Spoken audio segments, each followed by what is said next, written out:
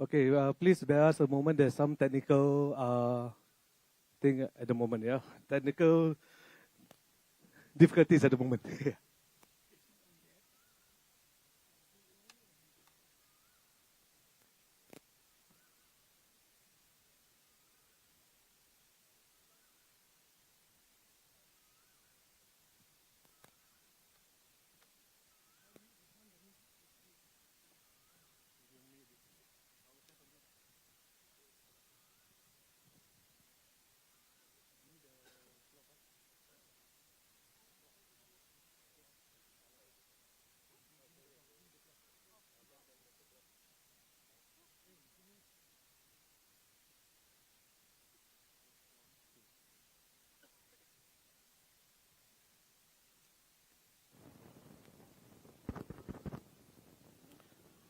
Okay, check 1, 2. Okay, once again, a very good evening to all the residents, friends, family members, and also the electorates of Jurong East-Bukit Batok GRC. Let me just introduce myself. My name is Muhammad Fazli. I'll be your MC for tonight. And we will be also having a live streaming over the internet. And there is also a sign language available for today. Okay, without further ado, let me just kick off the Red Dot United first rally. And let us welcome our Secretary General of Red Dot United, Mr. Ravi Philaman.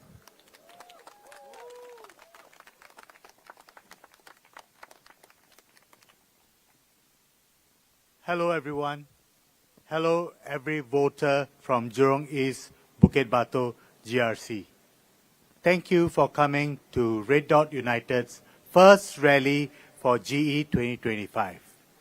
Before I begin the speech tonight, let us have a minute of silence for Pope Francis, who passed away a few days ago.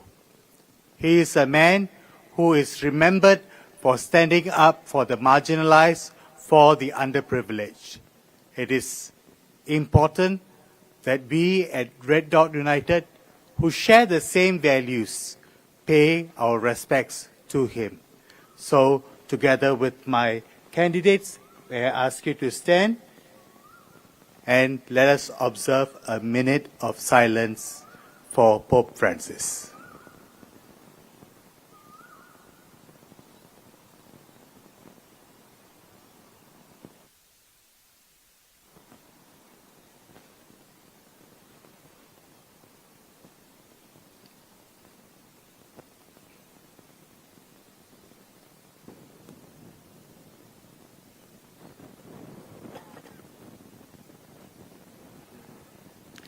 Thank you very much.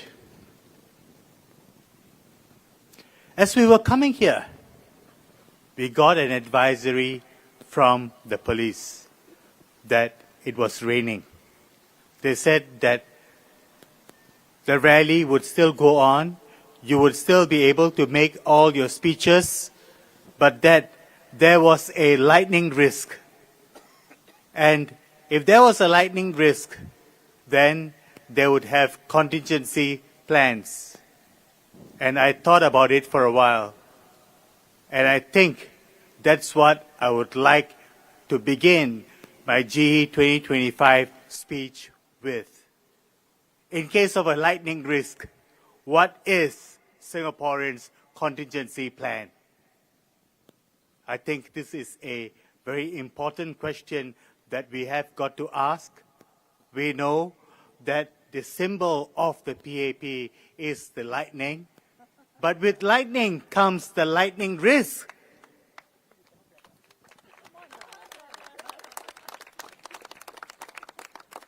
In case of the lightning risk, what is your contingency plan?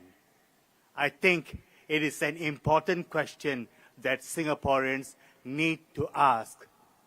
I think it's nothing new when I say that we should not give the PAP a blank check.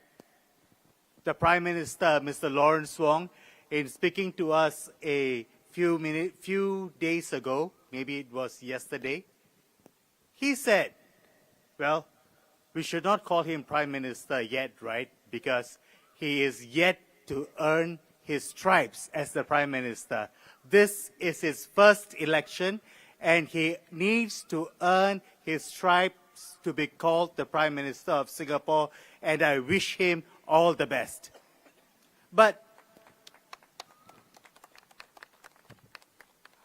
as he's going to try very hard to earn his stripes, he said that just like we cannot give the opposition, just like we cannot give the PAP a blank check, we cannot give the opposition a free pass. I agree. I agree with the Prime Minister. Please don't give the opposition a free pass. This election, it is important to think not what the PAP has for you.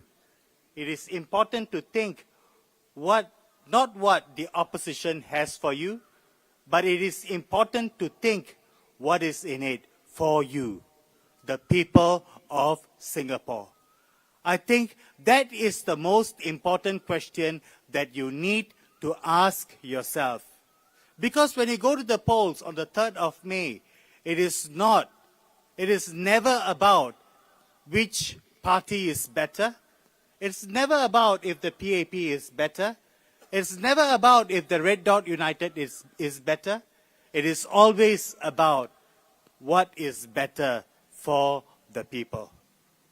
And let me tell you what is better for the people. We know that life has not been easy for Singaporeans in the past few years. We know that. We know that a lot of people have been digging deeper and deeper into our pockets. It has never been easy. In our walkabouts, in the different constituencies that we are engaged in Jurong Central SMC, in Jurong East-Bukit Batok GRC, in Holland Bukit Timah GRC, and in Nee-Soon GRC. In all the constituencies that we are engaged in, there is one common thing that we hear, and that thing is people are feeling the pain in their pockets. Regardless of if you come from the bottom 20% of households, or if you are the middle income households, or if you feel that you are slightly richer, we all feel that in the past 5 years, we have gotten a little bit poorer. And I think that's what this contest is about. When we look at the world that is around us, we see that it is changing. We see that there is a competition for power among the big powers. We see that the rules of trade, it is changing. And Singapore will be affected by all these changes that are coming in. But how do we stand strong against these changes that are going to come in? It is never going to be because you have one power or one voice in Singapore listening to all these threats. The only way we can stand up to all these threats that are coming in is to make sure that we are united as one people, regardless of race, language, or religion. That is the only way we can stand up to all these threats that are coming in from many parts of this world. To stand as one united people, we have to make sure that all the voices are heard, even the smallest ones. We have to make sure that we incorporate all the voices into the narrative that we have for this country. We have to make sure that even the littlest ones, it counts. So that is where we are concerned about. I think it is never easy to put yourselves up in a general election.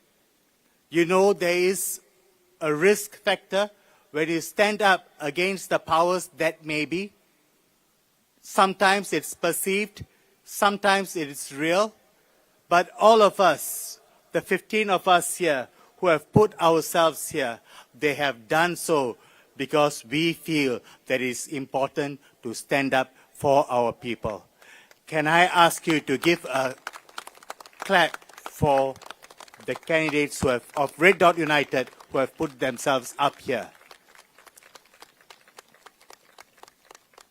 They are motivated by nothing else but by their conviction of what they feel is good for Singapore, of what they feel is good for the people. And we feel that Singapore has become largely a very unequal society. In our walkabouts, people do tell us that they feel like second-class citizens in their own homes, in their own country. We are not calling for Singapore to be closed. We are not calling for Singapore to have no more foreigners. No, that's not our call at all. We are asking that the privilege of citizens be accentuated or be increased. That's what we are calling for. We should not be feeling like second-class citizens in our own country, the only country that we have. For many of us, we have nowhere else to go. And that is what worries us. While those that are super rich, while the billionaire class, they live in freehold homes, they zip down our roads in their luxury cars, they pass down their wealth to their generations, we have to worry about our 99-year HDB flats becoming $0 at the end of the lease period. It's true. Lawrence Wong said it, that the flats of your value will be $0 at the end of 99 years. Why has it got to be so? Why can't we have SIRS for all? Why can't SIRS be selective? I think these are important questions to ask. We know that in the next 10 years, around the world, there will be 1.2 billion people, workers who will come into the workforce, but there will only be 400,000 jobs available. Singapore, being an open, globalized city, cannot escape from this onslaught on the opportunities that will be available, which means that Singaporeans will be affected by this sea change that is coming around the world because we are an open, globalized city. How are we going to protect our workers? We are already seeing lots of retrenchments happening. Last year, this year, hundreds of people have been retrenched. And when we calculate it, it could go up to the thousands. And we find that once you are retrenched, it's very difficult for you to be re-employed, especially if you are a single mother and looking after your young child, or if you have reached a certain age. Well, I think today, if you are in your mid-40s, it is very difficult for you to be re-employed. Or even if you are re-employed, you get re-employed with a lower salary. It is not unreasonable to ask for stable jobs and steady income. Is it unreasonable? It is never unreasonable to ask that we have steady jobs and stable incomes. And that is what Singaporeans are asking for. We are not asking, we don't want freelancing jobs. Of course, there will be some who will prefer to do freelancing jobs from time to time. That's fair and fine. But many of us, we have families, we have children, we have commitments. If you're not married, if you don't have families, if you're single, you still have bills to pay. And which is why I think it is important for us to have stable incomes, stable jobs and steady incomes. But largely, Singaporeans are feeling that we're digging deeper and deeper into our pockets. The government has said, the ruling party has increased the GST from 7% to 9%. Not once, but 2 times. And we think that the GST should be reverted back to the 7%. Why do we call for this? Because putting the GST back to 7% will mean that you have more money in your pockets.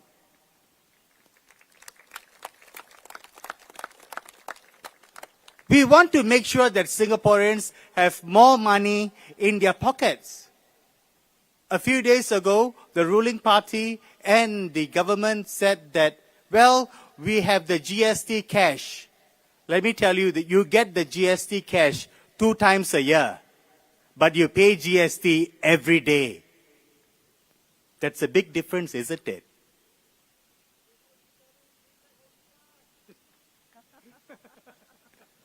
Our friend there said it. In case you didn't hear it. Give chicken wing and take back the whole chicken. Nothing new. This has been said at different times, even in different election seasons. But it is a time. That is the perception that many Singaporeans have. And I think it's time to correct some of these perceptions. It is always about you. This election is about the people. This election is not about Red Dot United. This election is about the people. So when you go to the polling booths on the 3rd of May, please remember that. It is about your children. It is about your grandchildren. They will be here long after you are gone. And that is an important decision, an important consideration that you have to make. Is the PAP the kind of party that will put your interests first? Or has it aligned itself more with the billionaire class? We feel that with the $1 million salaries and with the perks for the GLCs and the MNCs and allowing our SMEs and our micro businesses to suffer, they have aligned themselves more with the billionaire class. And that is why our slogan is Singaporeans have to be first-class citizens in their own country, in their own homes. Don't you agree?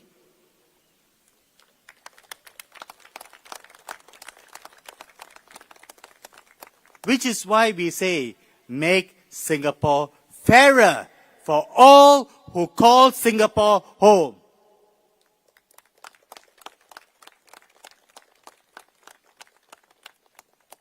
So I say, vote for Red Dot United, secure your future, make sure your children have a tomorrow to which they can look forward to. Thank you very much.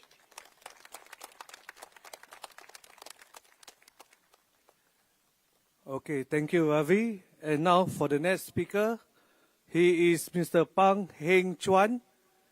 He's a candidate for Nee-Soon GRC. Mr. Pang, please.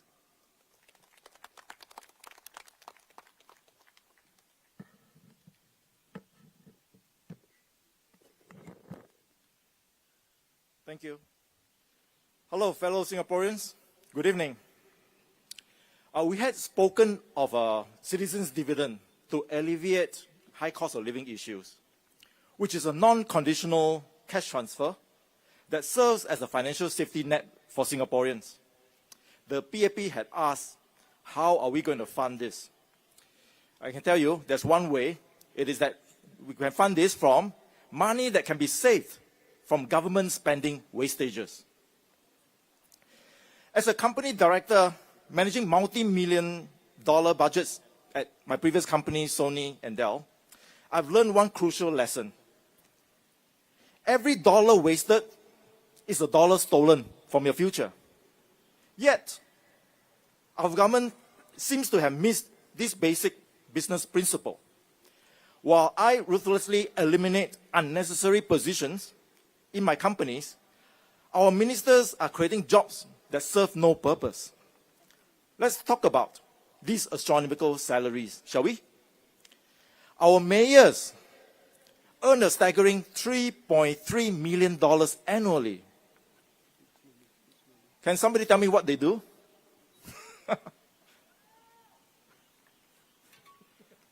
Yep. And then meanwhile, we also have senior parliamentary secretaries pocketing $572,000 a year. For what?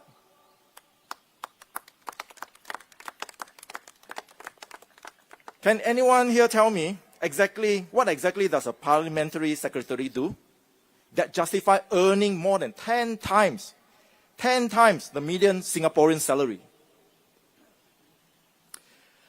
I run a multi-million-dollar budgets at the companies I work for. And I can tell you this, I have never created unnecessary roles. Not for my family, not for my cronies, and not for anyone. Every position must justify its existence through value creation. Yet, our government creates these bloated positions that drain our national coffers, while ordinary Singaporeans struggle with rising costs. And the wastage doesn't stop there. Do you remember our budget terminal? Built with your tax dollars, and then unceremoniously scrapped just after 6 years. Okay. How many of you could afford to build a house and then demolish it 6 years later?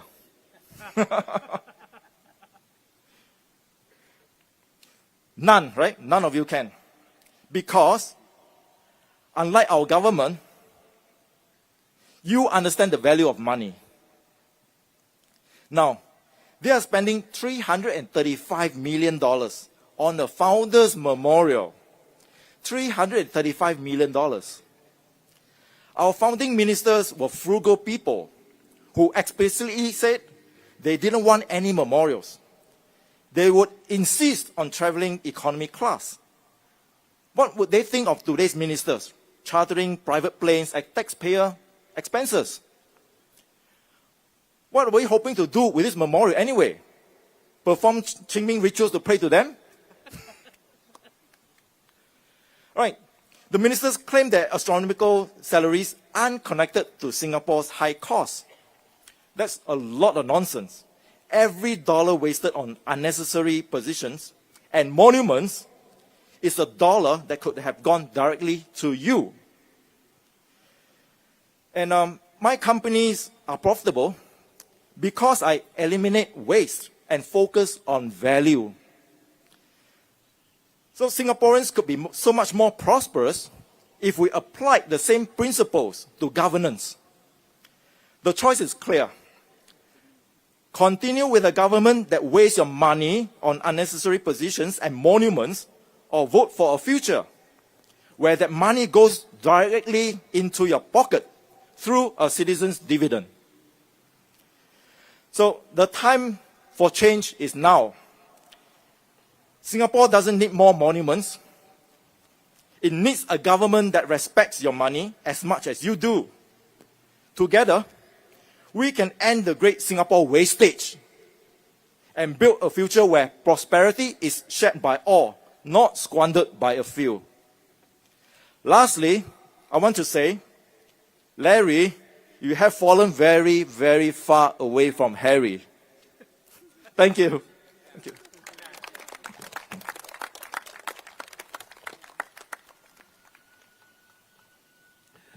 Thank you, Mr. Pang.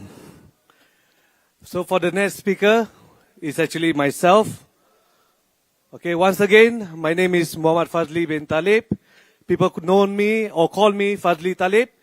And I'm one of the candidates for Holland Bukit Timah GRC.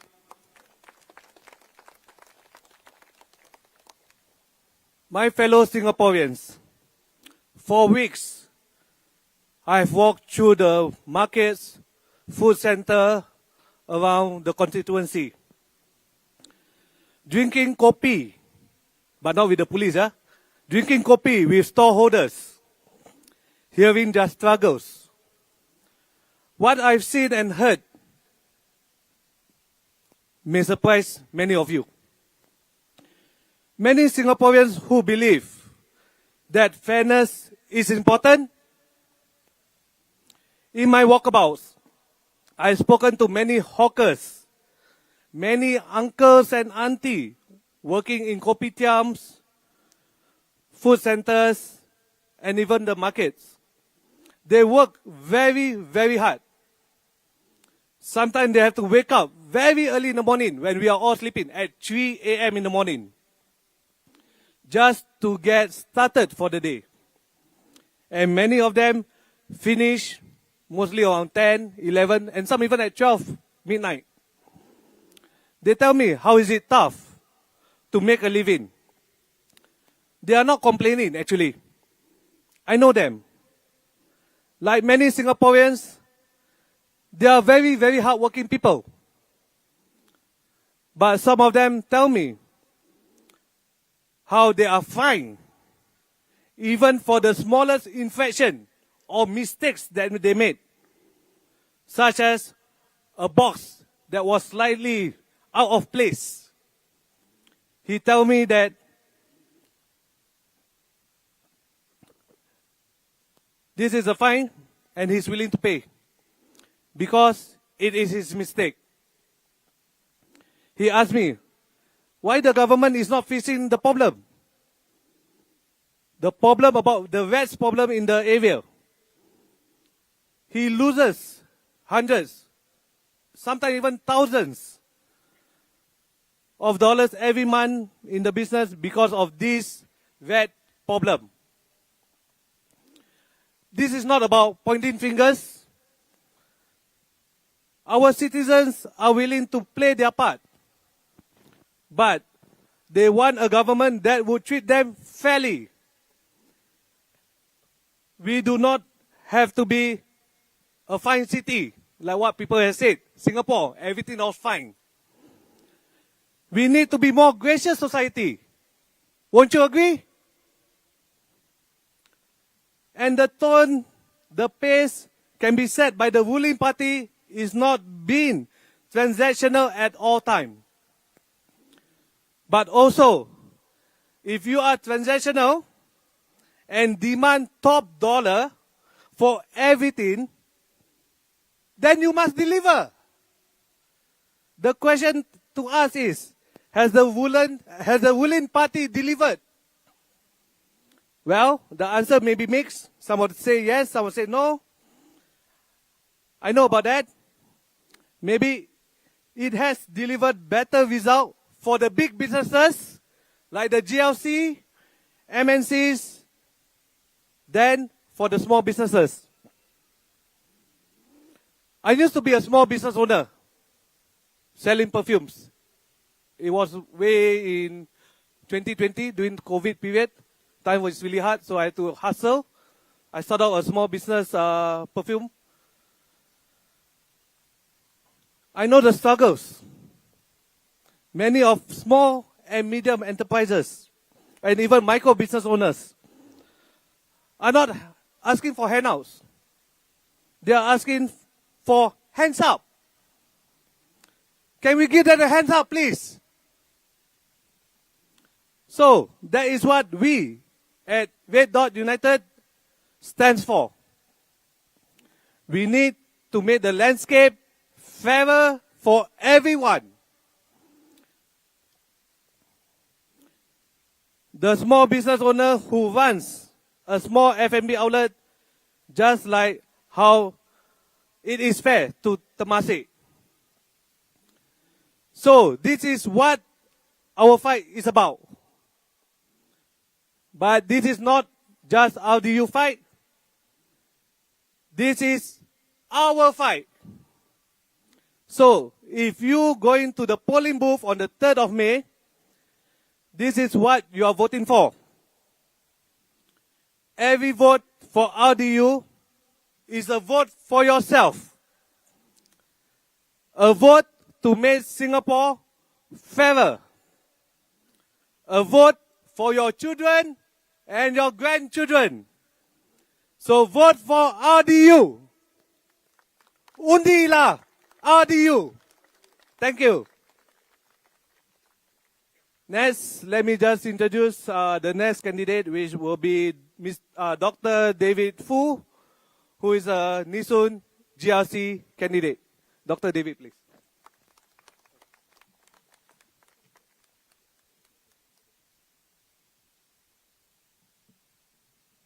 Good evening, residents of Jurong. It's great to be back.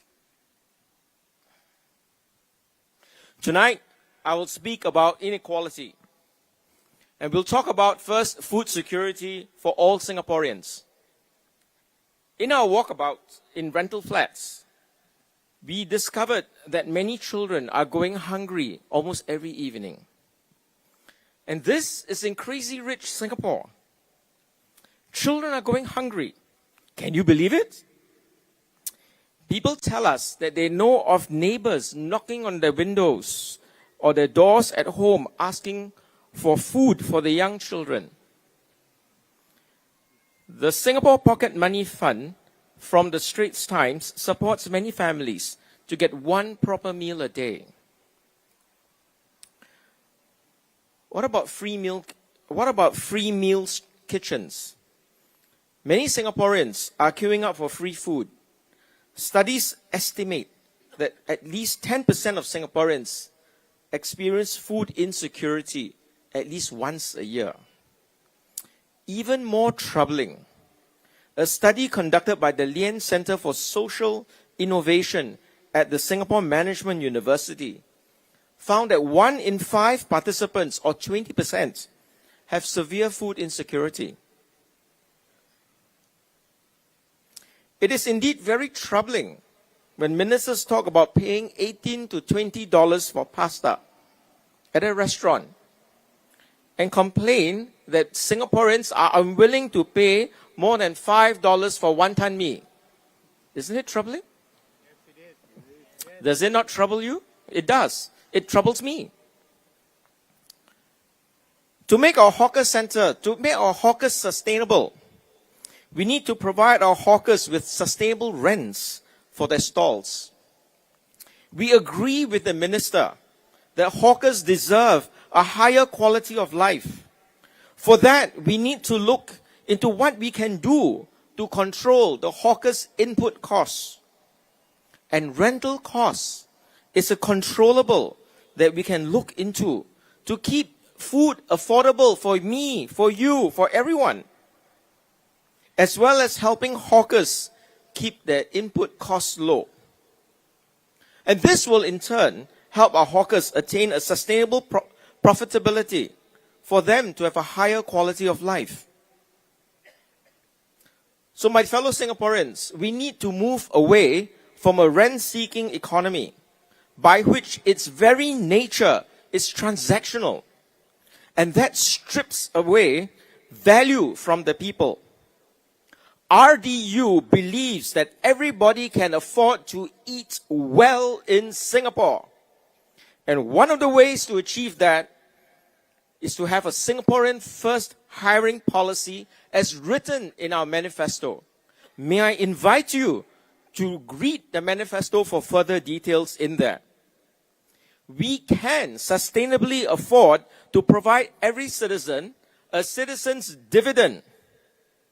And this becomes all the more necessary when we are now anticipating strong disruptive headwinds that will result in major job losses that is coming.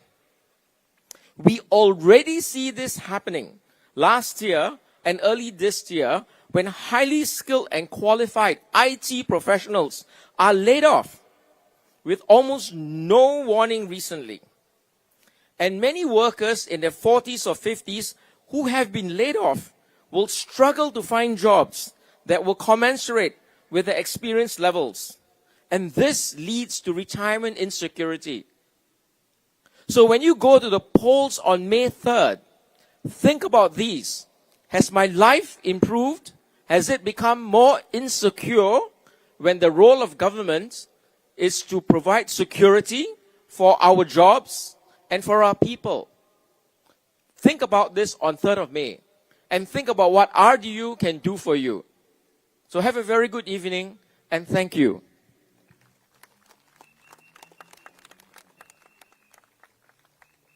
Okay, thank you, Dr. David Fu. Next, we introduce Mr. Sharat Kumar, candidate for Holland Bukit Timah GRC. Mr. Sharat, please.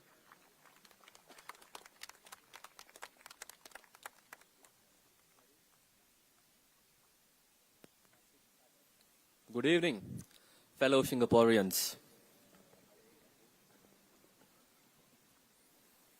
Today, I stand before you not just as RDU's candidate, but as a son of Singapore. Someone who has worn the uniform, carried the rifle, and served national service, just like many of you. And I want to ask you a very simple question. If you are old enough to carry a rifle and defend your country,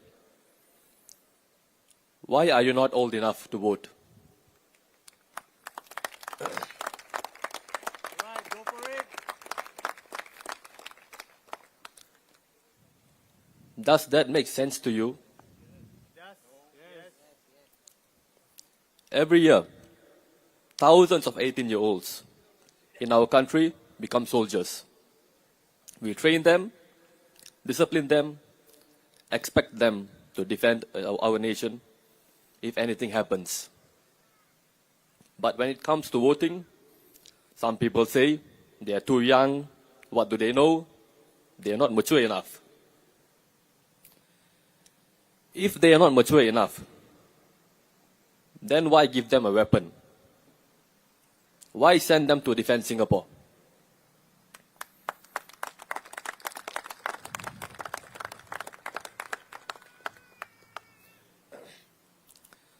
You would trust them with a rifle, but not with a ballot? That's not just unfair, that's insulting.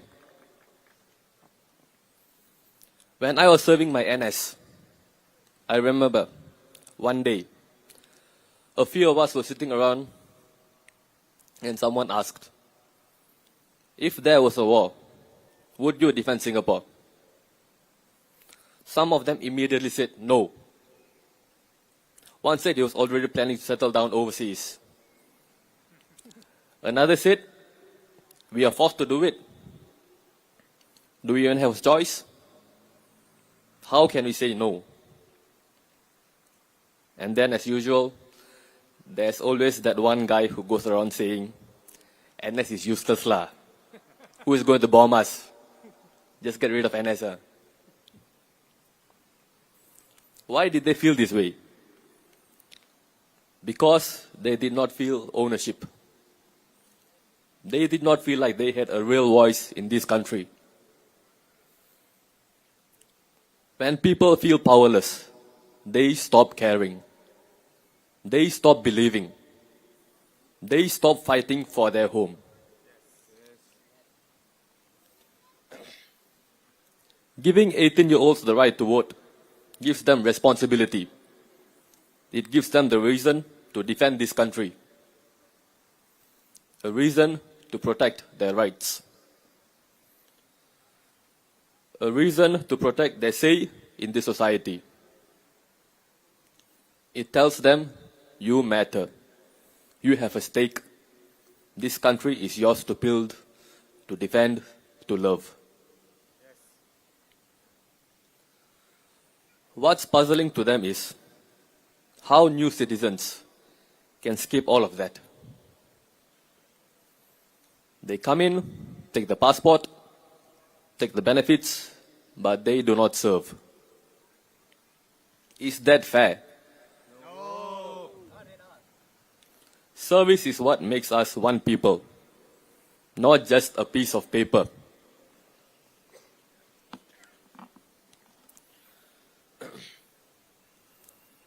We are not saying every new citizen must serve in the army or police.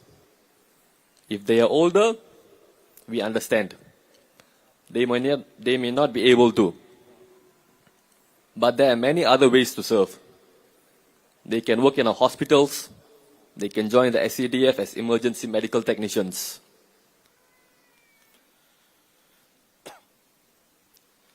National service is not just about fighting. It is about contributing. It is about binding all of us together, no matter our background, as Singaporeans. If you want to call yourself a Singaporean, then you must serve Singapore in some way. It is always about fairness. For us young people, fairness is very important. Which is why we ask, why do we have to wait until we turn 35 to get a BTO flat? 35. By that time, some have already moved overseas, decided not to buy a house, as the price would have already increased. If you are 28, 29, or 30, working hard, saving your money, why should you not have the opportunity to rent or own a place of your own? Young people shouldn't have to wait for permission to start their lives. They need support. They need options. They need hope. This is why Red Dot United is proposing the rent-to-own scheme. You rent a flat now, and the rent goes towards eventually owning it. It is like paying in installments for your future. Young people should not be punished just because they want to live independently or start building their life earlier. We must give them dignity. We must give them that opportunity. Singapore must be a place, if you work hard, you can stand tall. Where no one is made to feel small, where every Singaporean, young or old, new or born here, has a home and a voice they can truly call their own. So, my fellow Singaporeans, at Red Dot United, we believe in fairness. We believe in responsibility. And we believe in giving every Singaporean, whether young or old, whether born here or new, a real chance to build a life here. Lower the voting age to 18, make national service fair for everyone, give young people a real shot at owning a home. We do this not because it is easy, but because it is the right thing to do.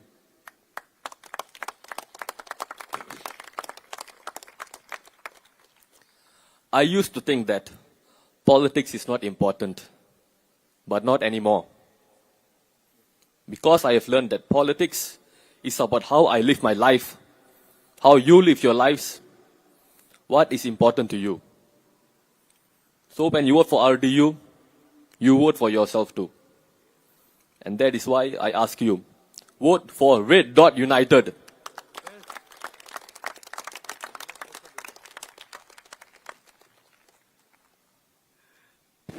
All right, thank you, Mr. Sharat Kumar. Next, let me present you Dr. Syed Alwi Ahmad from Nee GRC.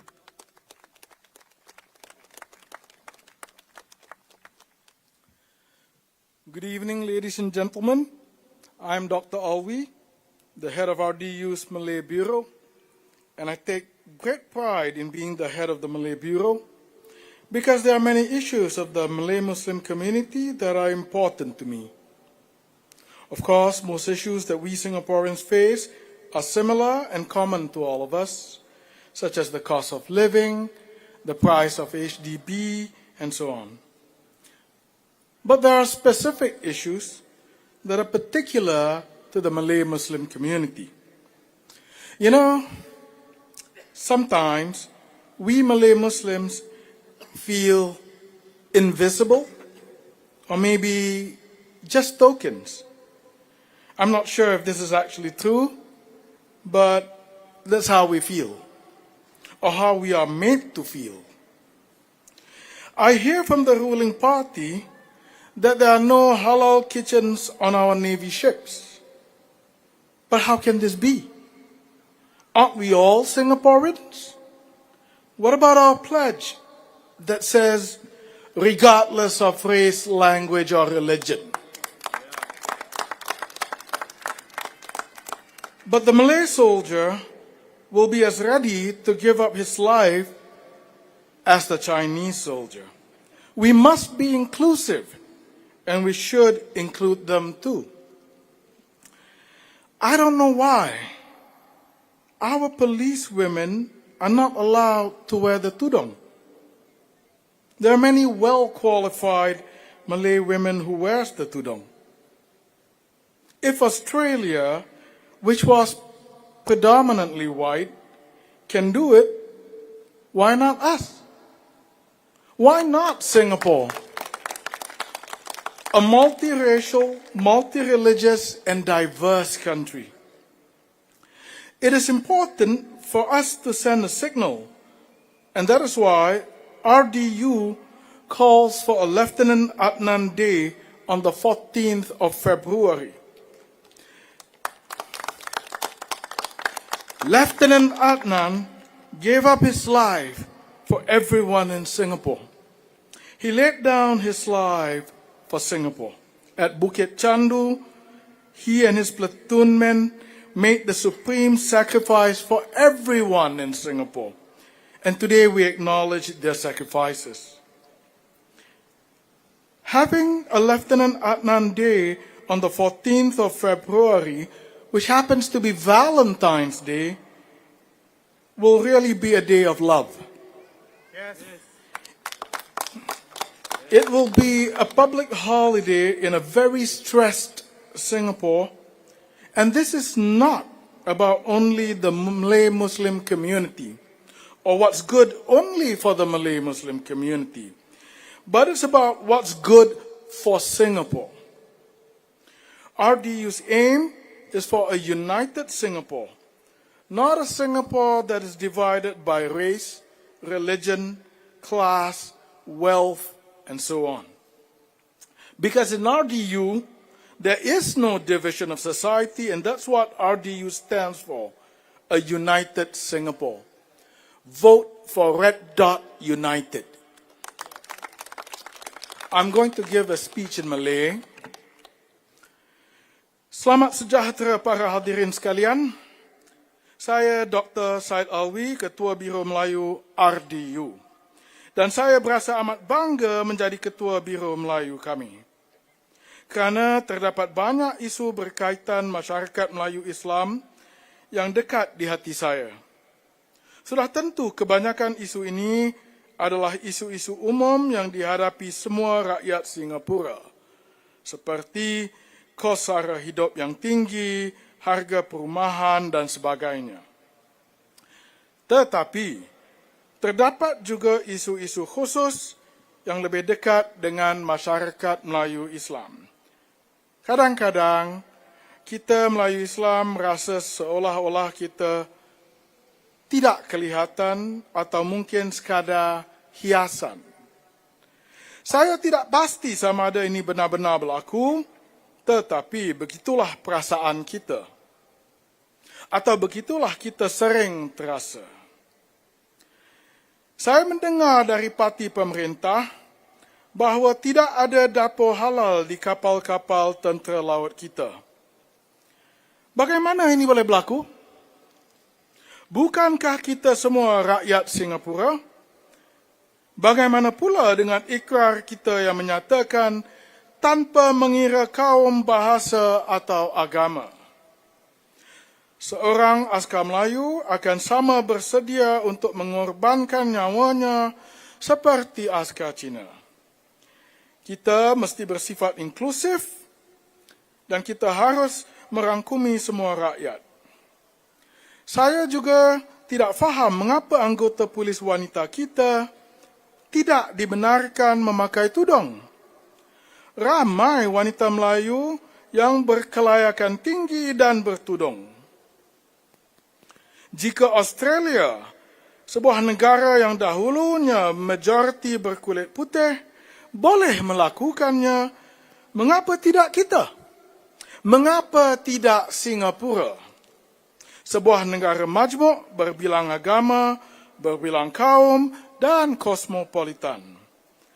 Adalah penting untuk kita memberi satu isyarat, dan itulah sebabnya RDU menyeru agar diadakan Hari Lieutenant Adnan pada 14 Februari.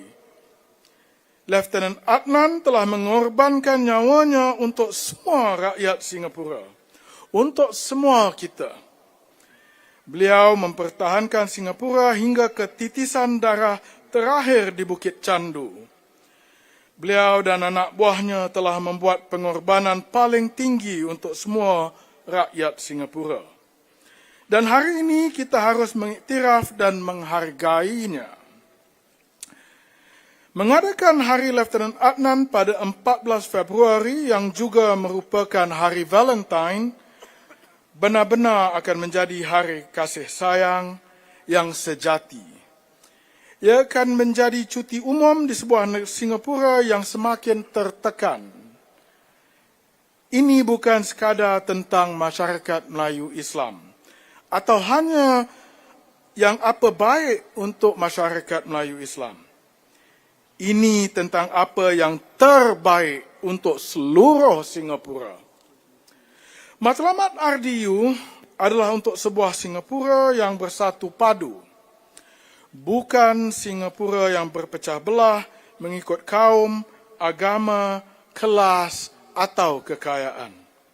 Kerana di dalam RDU tiada pemisahan masyarakat. Dan itulah yang RDU perjuangkan. Sebuah Singapura yang bersatu. Undilah RDU. Sekian, terima kasih.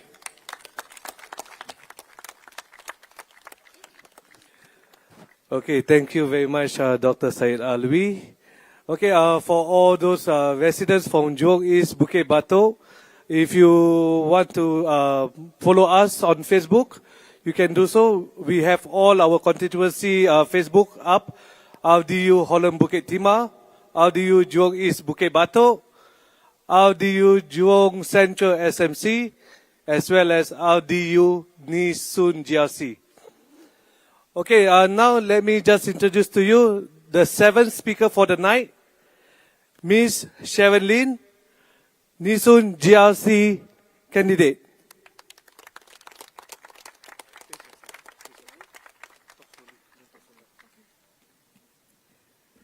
Good evening, everyone.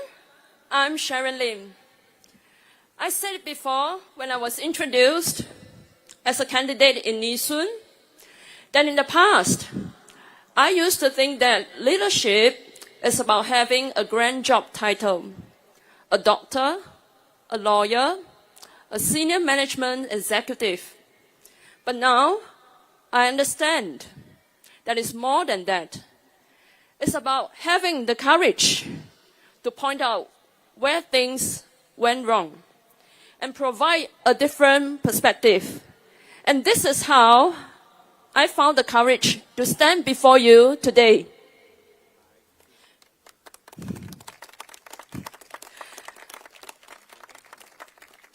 So where have things gone wrong? I've been thinking, one of the things that has gone wrong is, why is our SGD so strong? And yet we find ourselves struggling to afford a car. And we find ourselves struggling to afford a HDB, which is getting smaller and yet more expensive. And why are our neighbors across the causeway, who are using a weaker currency, but they can live in bigger houses and own cars? Not just one, but even multiple cars. There is one Malaysian actress who has given up living in Singapore. She has moved to Johor Bahru because the rents in Singapore have gone up so high for her. And despite spending 2 to 3 hours traveling between Singapore and Malaysia every day, she still decided to move there. Why? What does that tell you about Singapore? Personally, I have friends and colleagues who have already moved to Johor. I also know of fresh graduates who are already thinking about retiring in Johor. Just think about that. They are only in their 20s, and yet they are already thinking about that. They also tell me they want to own a car in Johor, not in Singapore. We also know that many Singaporeans are seeking medical and dental services in Malaysia. There is a Johor-Singapore Comcare Association. It is set up to look after the medical and healthcare needs of Singaporeans residing in Johor Bahru. And let me tell you, if such an association can be set up in Johor Bahru, it shows us that the number of Singaporeans who are living across the causeway is not a small number. Why can't we just build a better life, a better quality of life for Singaporeans right here in Singapore?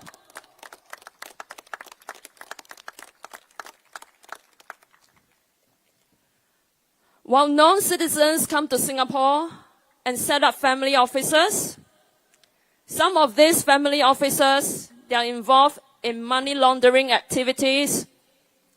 One such case was discovered last year. It involved 3 billion of funds.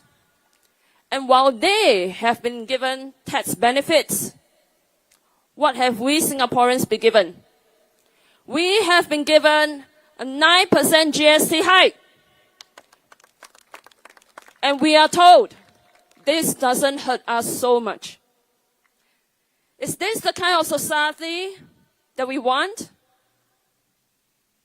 This is why Red Dot United calls for Singaporeans to be treated as first-class citizens.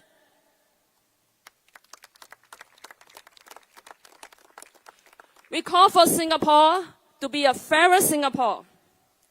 Singapore should not just be a playground for the elites and the super rich.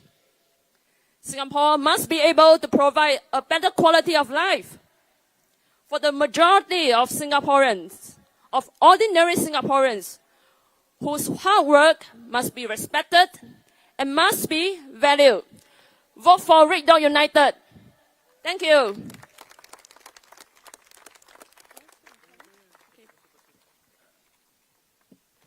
Let me speak in Chinese. 大家晚上好，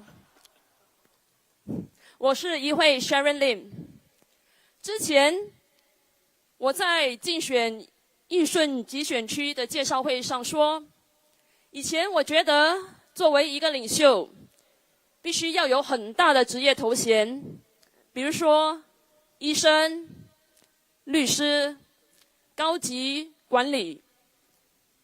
但是现在我认识到，作为一个领袖，也必须要有勇气，指出问题在哪里，提供不同的见解。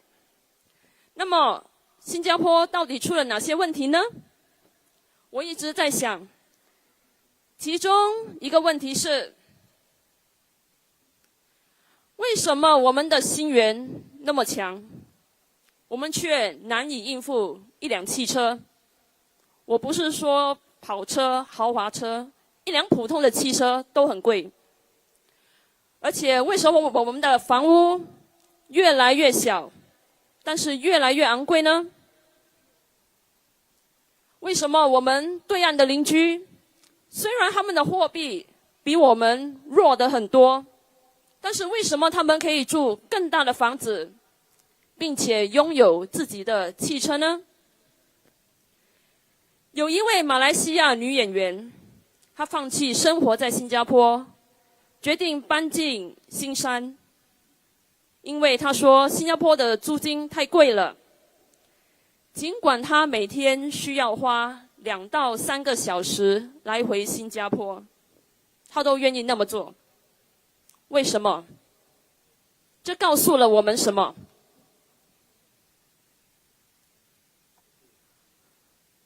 我已经有一些朋友和同事已经搬到柔佛了。我也认识一些刚毕业的年轻人，他们也已经考虑搬到柔佛去退休。大家要想想，他们才仅仅20多岁，但是他们已经这么在想了。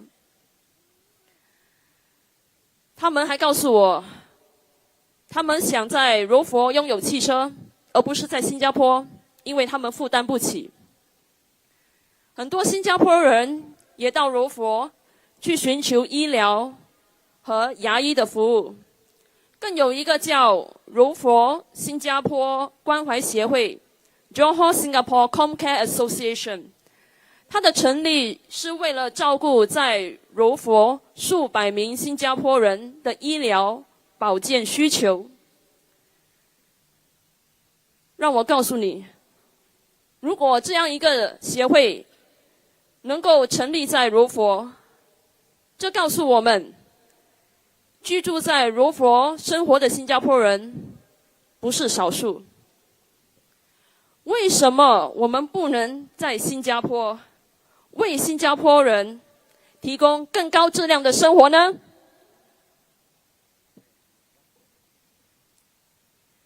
许多非公民，他们来到新加坡成立家族办公室，其中一些家族办公室还涉及洗钱活动。去年有一个案例，涉及的款项超过30亿元。我们的政策还给了他们税收优惠，但是政府却给新加坡人什么优惠呢？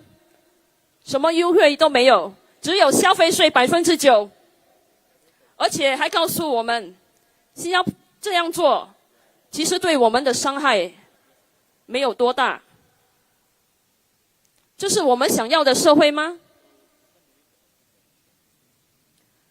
我们红点同心党强调的是呼吁新加坡必须被视为第一等公民。我们呼吁新加坡要成为一个更平等的新加坡。新加坡不应该只是精英和超级富豪的游乐场。新加坡必须为普通新加坡人提供高质量的生活。新加坡人努力工作，一定要被受到重视。请为红点同心党投一票，谢谢。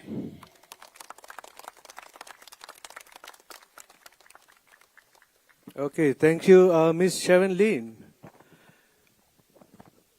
Okay, now next, for speaker number 8, we have a strong lady who's standing alone at Jurong Central SMC. Let me present to you Ms. Kala Manikam.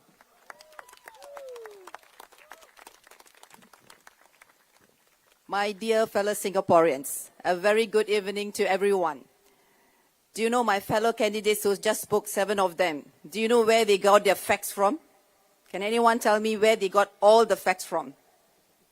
Just give me a shout out. Anyone?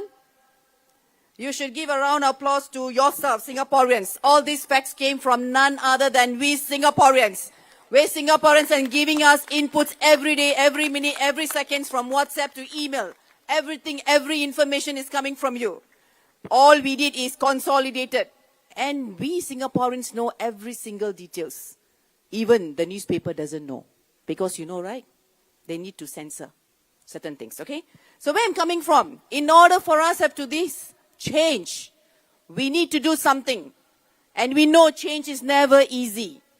We know that this country has been ruled, I use the word ruled, by PAP for the past 60 years. I say the word ruled, I didn't say we are managed. We've been ruled by them telling us what to be done, to the extent what kind of HDB blocks, what size you need to have, how many kids to produce, what kind of education system you need to go, what kind of income you need to have. We've been told every single thing for the past 60 years. I think Singaporeans, it's time that we need to make that step. How are we going to make? Let me share my own personal experience. I've been an army officer. When I chose to be an army officer, I wanted to serve not only the country.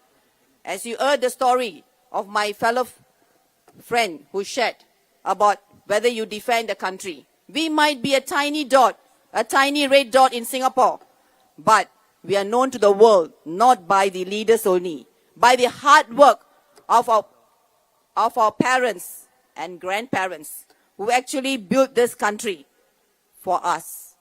And you know that every single effort, every bricks that been put in Singapore today, what we are, it belongs to we Singaporeans. Give a round of applause.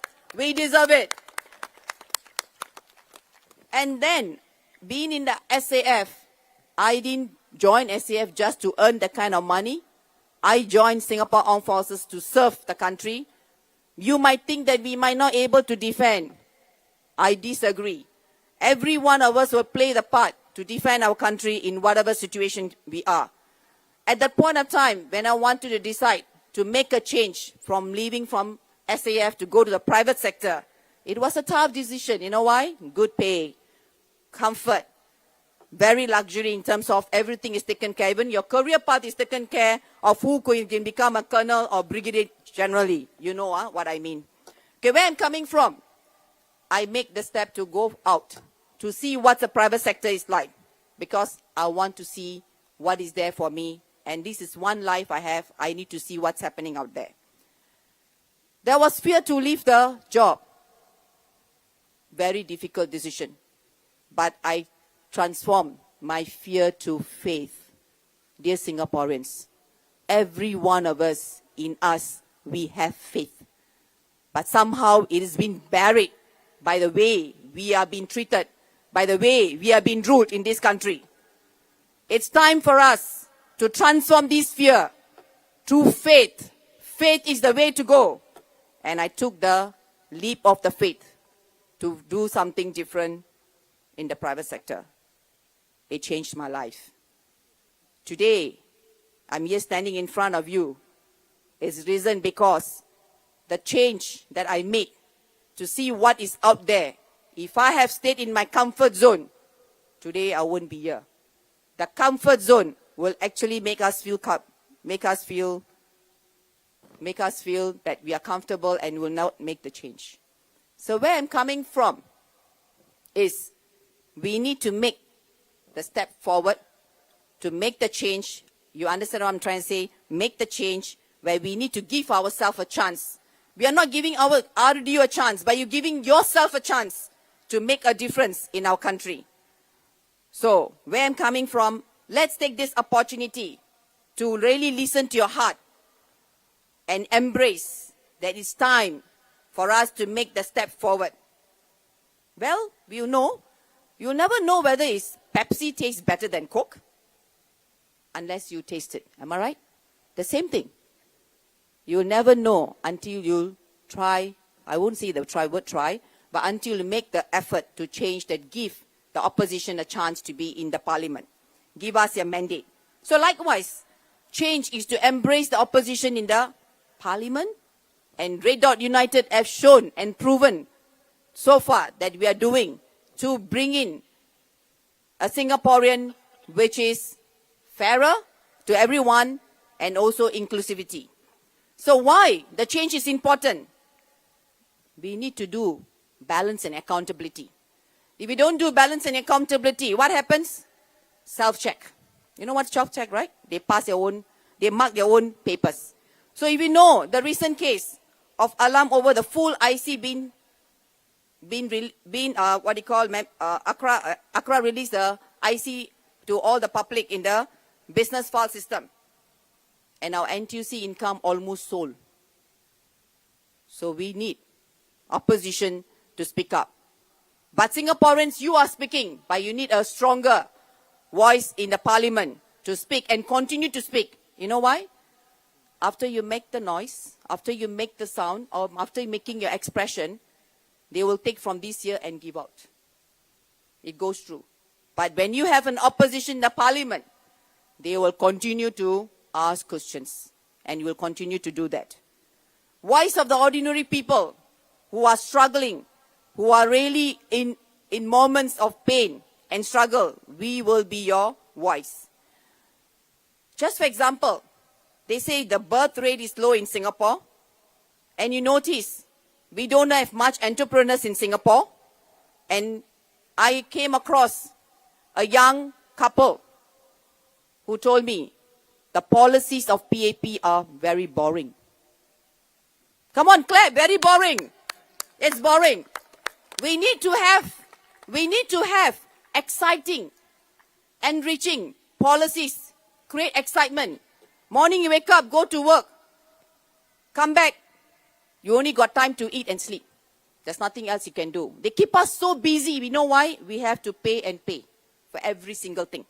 So where are we coming from? We want policies not to treat us as just numbers. We are human beings with emotions and feelings. So it's time for us to make this decision, to go forward, to say to ourselves that we need this decision to make a change because I want to be treated like a human, not just mere numbers in Singapore. Next thing, opposition will be the insurance for the country. You need to back up. We all buy insurance for our medical. We buy insurance for our accidental plan. We buy insurance for crisis cover. Do we buy insurance to actually check on the party on PAP? We need to back up in times of crisis. Having opposition is like having insurance.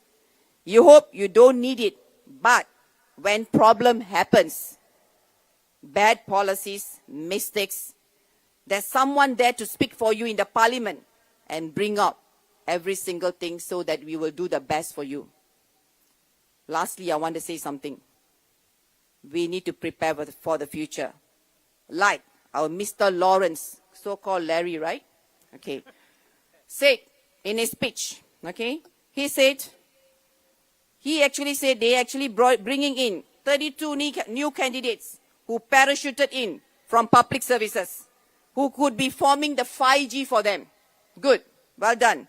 If one day the ruling party, sorry, now they are not ruling, one day the PAP got weaker and there's a crisis hits, having experienced oppositions in the parliament, they will able to salvage the situation and continue to manage the parliament and manage the country in a manner where it smoothly function and there will be no disruptions. So our future planning is also, you need to have opposition in the parliament. Bring in Red Dot United inside. Make sure that if anything goes wrong, we are there to sail through. We will not let the ship sink.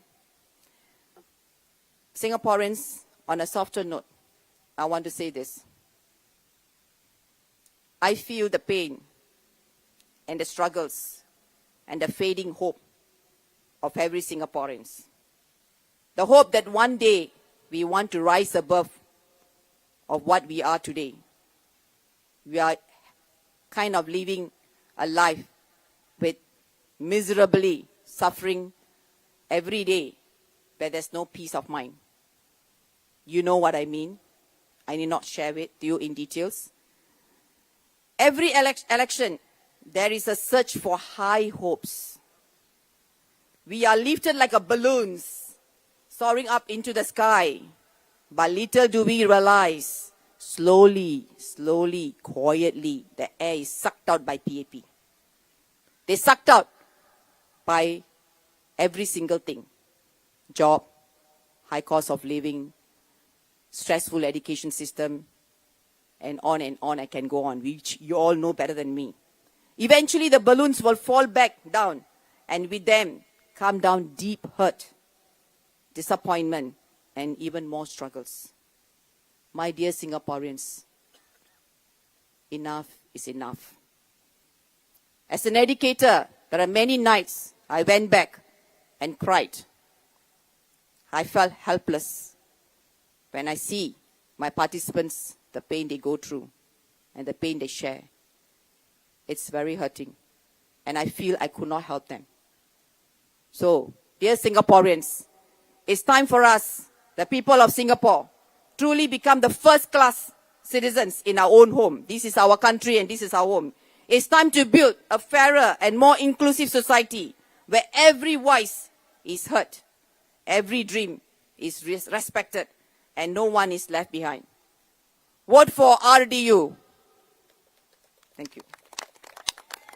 I'll just make a simple speech in Tamil for my Tamil fellow Indians here. Vanakkam. மாற்றம் நம்மளுக்கு சௌரியமா வராது. எந்த மாற்றம் நம்ம செய்ய போறோமோ அது ரொம்ப கஷ்டமாக இருக்கும். ஆனால் இப்ப நடந்து கொண்டிருக்கிற நம்ம ஆட்சி PIP 60 வருஷமாக நம்மள ஆட்டிக்கொண்டிருக்கிறார்கள். ஏன் அதை சொல்றேன்னா அவர்கள் சொல்றதான் நாங்க செய்யறோம். அதை விட்டு மாறுறதுக்கு ரொம்ப கஷ்டம், ரொம்ப கஷ்டம். ஆனா நம்மளோட பயத்தை மாற்றி தைரியமாக ஒரு முடிவெடுத்தா கண்டிப்பாக அனைவருக்கும் ஒரு நன்மை கிடைக்கும், ஒரு தெளிவு பிறக்கும், எல்லோருக்கும் ஒரு நல்ல ஒரு மகிழ்ச்சியாக இருக்கும். ஆனால் நம் பயத்திலே நம்ம வாழ்ந்து கொண்டிருந்தால் நம்ம எதையுமே சாதிக்க முடியாது. நம்பிக்கை, தைரியம் என்றைக்கும் முக்கியம். நாங்க கேட்குவதெல்லாம் உங்கள் மனதை மாற்றி ஒரு தடவை உங்களோட முடிந்தால் எங்களுக்கு அந்த வாய்ப்பை கொடுங்கள். நாங்கள் கண்டிப்பாக நாங்க செய்ய வேண்டியதை கண்டிப்பாக செய்வோம். அந்த 5 வருஷத்துல நாங்க செய்யலனா நீங்க எங்களோட ஓட்டுக்கு நீங்க போட வேண்டாம். 5 வருஷம் கழிச்சு இந்த 5 வருஷத்துல நீங்க எங்களால முடிஞ்ச வரைக்கும் நாங்க செய்வோம். எங்களுக்கு ஒரு வாய்ப்பு கொடுத்தீங்களா கண்டிப்பாங்க நாங்க அதை எதை செய்ய முடியுமோ எல்லாத்தையும் செய்வோம். முக்கியமாக நம்மளுக்கு சந்தோஷம் முக்கியம். காசு சம்பாதிக்கிறது முக்கியம், அதே மாதிரி சந்தோஷம் முக்கியம். சந்தோஷம் இல்லாமல் காசு சம்பாரிச்சு என்ன புண்ணியம்? புண்ணியம் இல்லை. அதனால தயவு செய்து நான் உங்களை கேட்டுக்கொள்கிறேன். ஓகே, என்ன கேட்டுக்கொள்கிறேன்னா ஒரு தடவை RDUக்கு ஒரு சான்ஸ் கொடுத்து எங்களை வாக்களிங்கள், எங்களை பார்லிமென்ட்க்கு அனுப்புங்கள். அதுதான் நாங்க கேட்கிறோம். ரொம்ப நன்றி நன்றி நன்றி. Thank you very much. Sorry, thank you. Wow, that was a feisty one.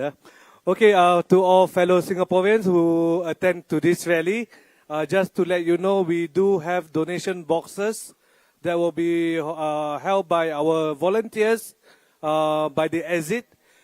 Do feel free to donate us generously so that we can continue this fight. This fight is not just for RDU alone, like what I mentioned earlier. This fight is for you, for your children, and for your grandchildren. Please do donate us generously. Next, let me introduce my fellow comrades for Holland Bukit Timah GRC, Miss Emily Wu.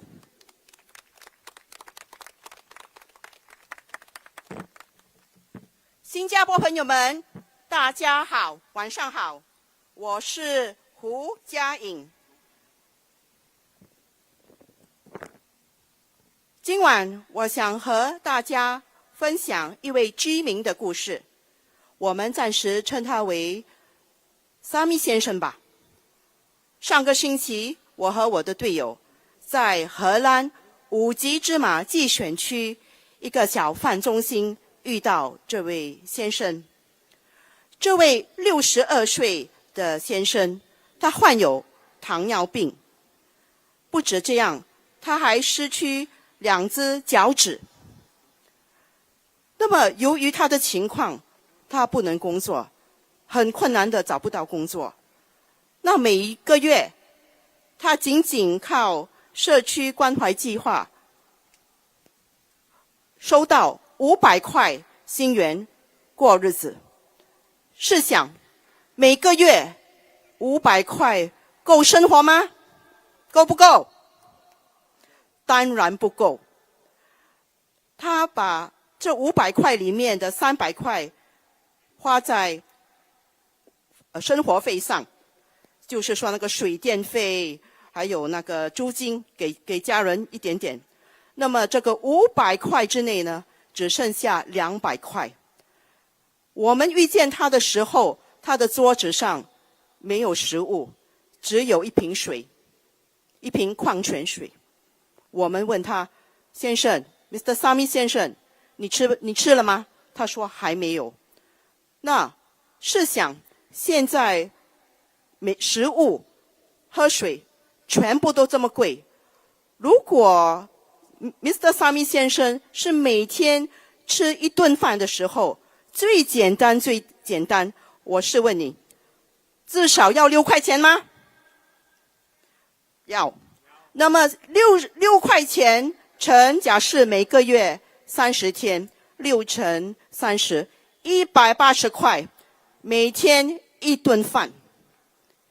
对一个62岁的老先生，对现在属于 Modular Generation 的建国、立国那些更乐龄的，如果他们身体上也有残缺，不能工作，这样的生活过得有尊严吗？没有，当然没有。那么这个200块，如果每天只是吃一餐，那只剩下20块。这个20块我们能做什么呢？那为什么我一个59岁，我今年要60岁了，我现在还没有过生日，所以59岁。为什么我一个比较年长乐龄的 auntie 站出来呢？因为当我们年长的时候，年轻人、中年人可能还不大了解，我们比较多腰酸背痛，对吗？那么我们的胆固醇会比以前高吗？那我们的血压会比以前高吗？那么这么多的高胆固醇、高血压，还有腰酸背痛，那如果像这位沙米先生只剩下20块，到底我们能看医生吗？能吗？那我怎么办呢？如果头痛，花几块钱买风油；如果喉咙痛，去买川贝枇杷膏。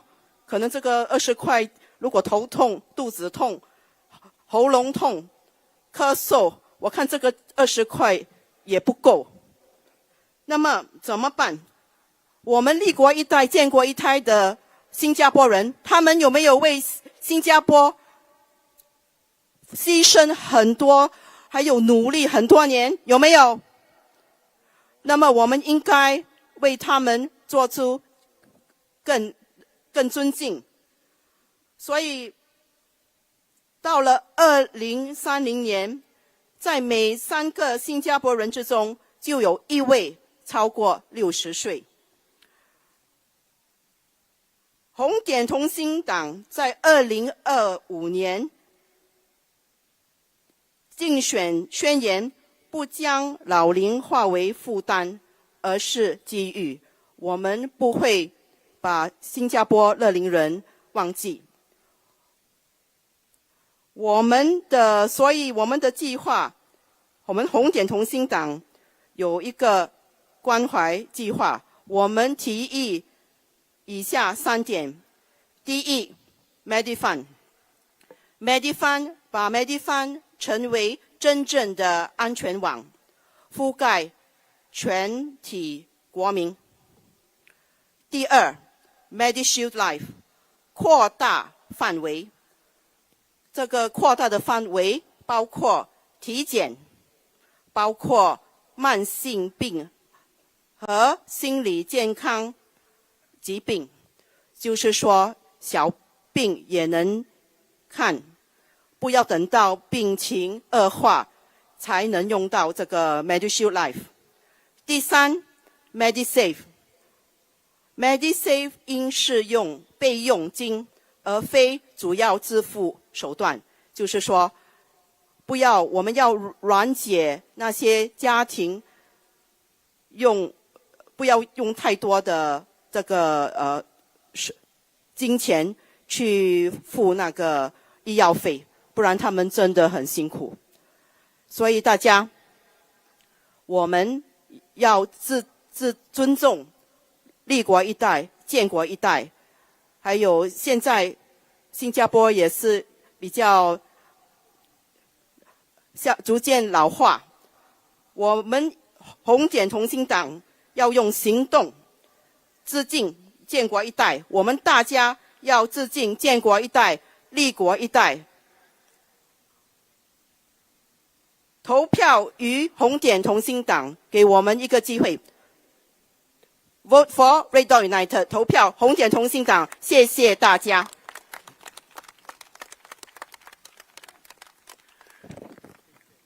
谢谢 Emily. Thank you very much. Now we are on our 10th speaker. He's what I call a big brother to me, Mr. Nizar Subair from Holland Bukit Timah GRC. Mr. Nizar, please.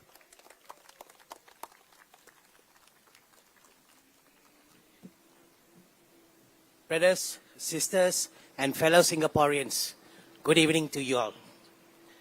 Today, I want to start by sharing with you about what I have seen and heard when doing my walkabouts in Holland, Bukit Timah GRC.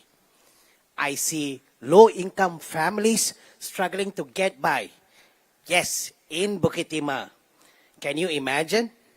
The so-called rich people area has families who are struggling to get by.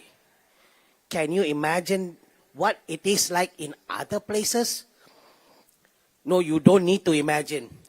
You can actually see it for yourself every single day. Old uncles and aunties working as cleaners, collecting cardboards to sell, working under the hot sun, risking injury in slippery food courts just to make ends meet. Grab riders toiling under the hot sun to deliver food, getting penalized if they are late. When you take a Grab more than half of the time, you will find that your driver is a retrenched PMET. These are professionals who have all the right qualifications and skills, but now have to work in the gig economy to survive. I too lost my job during the COVID pandemic. In the prime of my career, just like that, just like so many people I have met during my walkabouts, lost their jobs with no protections, minimum benefits, unable to find another job. For me, I managed to bounce back, but I know not everyone could. In these times, people look to their elected leaders for help, but then we have the PAP. They tell you it's okay to pay more for hawker food. But if he has bought, Edward Chia, my opponent in Holland Bukit Timah, claims that we only spend 0.1% of our pay on hawker food. So, still affordable, he says. I'm not sure which planet Mr. Chia comes from. But if he has bothered to walk the ground, he will know that even in his own estate, Singaporeans are struggling to put food on the table. We have the highest paid ministers in the world who expect us to get by with vouchers. We have one of the strongest economy in the world, but not enough protection for our workers. We are hardworking people, but today we are overworked, underpaid, and disrespected by the people we voted for, who think that vouchers can give us dignity. So today, we need to take a stand. We stand for our rights. We stand for our rights to be treated like first-class citizens in our own home. We want leaders who stand up for what is right, even if it is hard. We want leaders who show empathy in action, not just nice words. You will not get such leaders with the PAP. My fellow Singaporeans, we must all stand together. Vote for RDU. Vote for your future. Vote for Singapore. Majulah Singapura for all Singaporeans.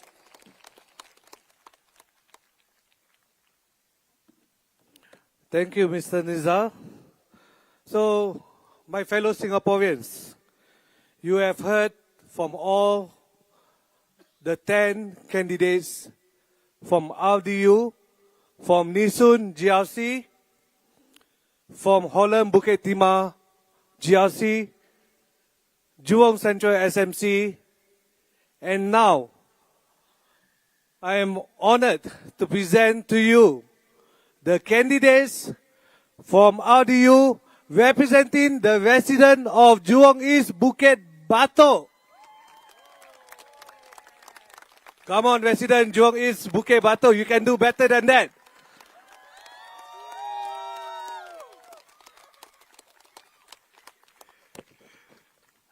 I think the candidates are still not ready yet. They need louder than that. One more time, last one.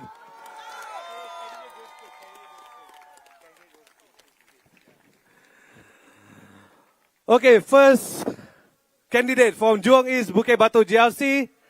Let me present to you Mr. Marcus Neo.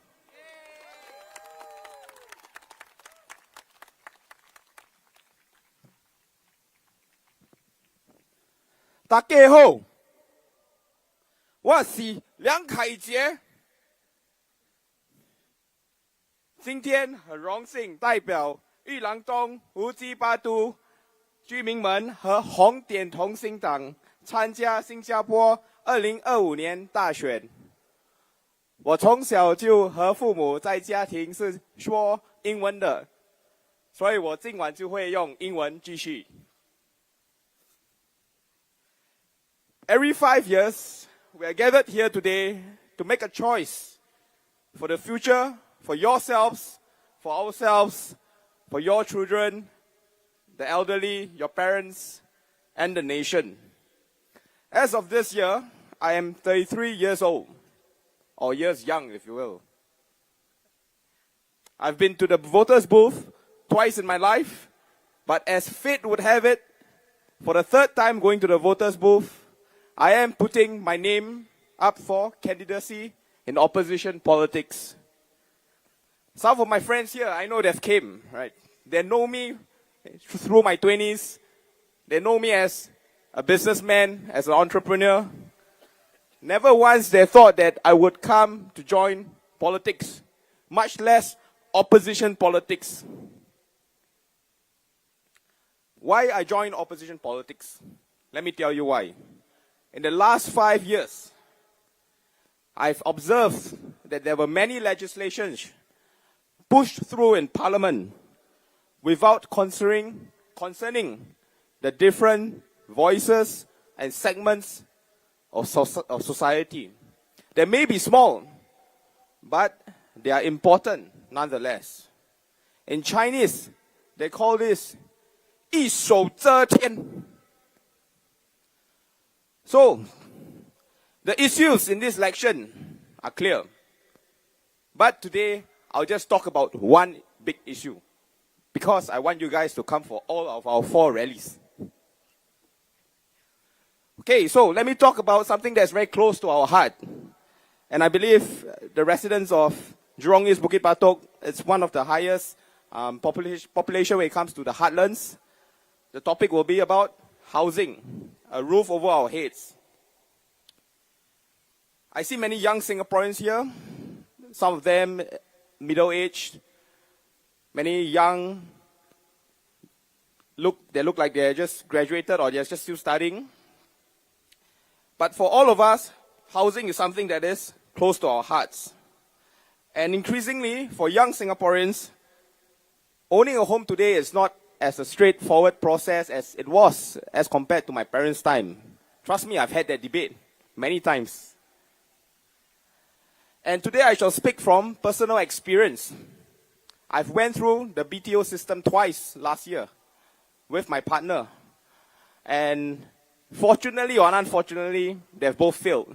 I mean, if I've succeeded, maybe I wouldn't join opposition politics, right? After all, 5 years, MOP, you sell, you make money, you keep quiet. Okay, so in May 2024, the project I applied for was in Tampines, matured estate. Very far from here, I know. And you may say Tampines is a matured estate. right, is in high demand. Everyone also want to chiong and get. And that's true. The numbers speak for itself. How many applicants to 1, 4 or 5 room flat? Can you guys make a guess? How many applicants for Tampines? I know you guys live in the west. Yeah, Tampines might sound like Pulau Tekong or somewhere far away from you.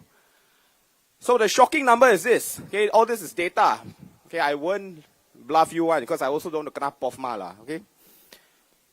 So it's 8 applicants to 1 house for 1 B2O exercise. 8 applicants. Can you imagine it? How can our young Singaporeans feel secure when they are facing high applicant ratios when it comes to housing? But some may argue, okay lah, Marcus, you apply Tampines, very high in demand. Okay, maybe you try somewhere else, Sengkang, Punggol, and that was what I did for the next exercise. Okay, in the next exercise in July or June, I applied for one in Sengkang. Sure get one lah, right? Some of you may think sure get one because it's a new estate. But the numbers speak for itself again. It's 4 applicants to every 1 house. Today, oversubscription is a reality that we cannot ignore. The data has shown for itself. For every 8,000 flats in the there's 8,000 flats in the October exercises, and there's 35,000 applications. Now, the PAP government has launched Forward Singapore. I think some of you may have heard for it or even went for it. They speak much about national identity, social cohesion, and a Singapore for all. Well, that's good effort, right? You got to give them some props. But let me tell you, unless our young Singaporeans and all Singaporeans have a roof over their heads, have a stake in our home, in our country, then you can forget about talking about feeling like a true Singaporean, feeling like someone that belongs to this Singapore, someone that has a stake in Singapore, and someone has a stake that has a stake in our future.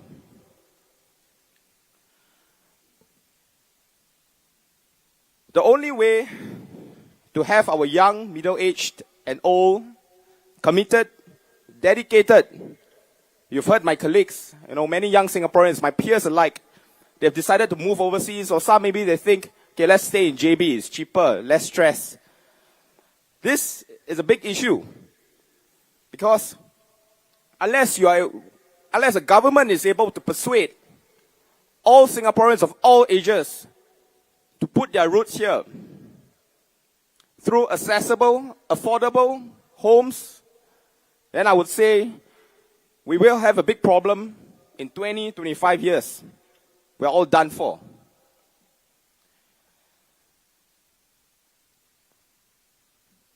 Now, just yesterday or this morning, I was doing my walkabouts in Bukit Batok West Hawker Center. You will be surprised at the feedback, okay? Because when sometimes I speak to my parents' generation, they say like, oh, we've made money from our flats. 300K, 400K, just like that. And this is why we will continue to vote the PAP. So I spoke to a very elderly resident this morning in a hawker store. He's probably retired, he has grey hair, and he's probably, money and housing is not a concern to him. And I asked him, other than municipal issues, such as Bukit Batok, their buses and stuff, what other concerns do you have as a Singaporean? As someone who has lived most of his life, who is in his golden days, what are you concerned about? And I was pretty surprised at his answer. He was concerned at our infertility rate.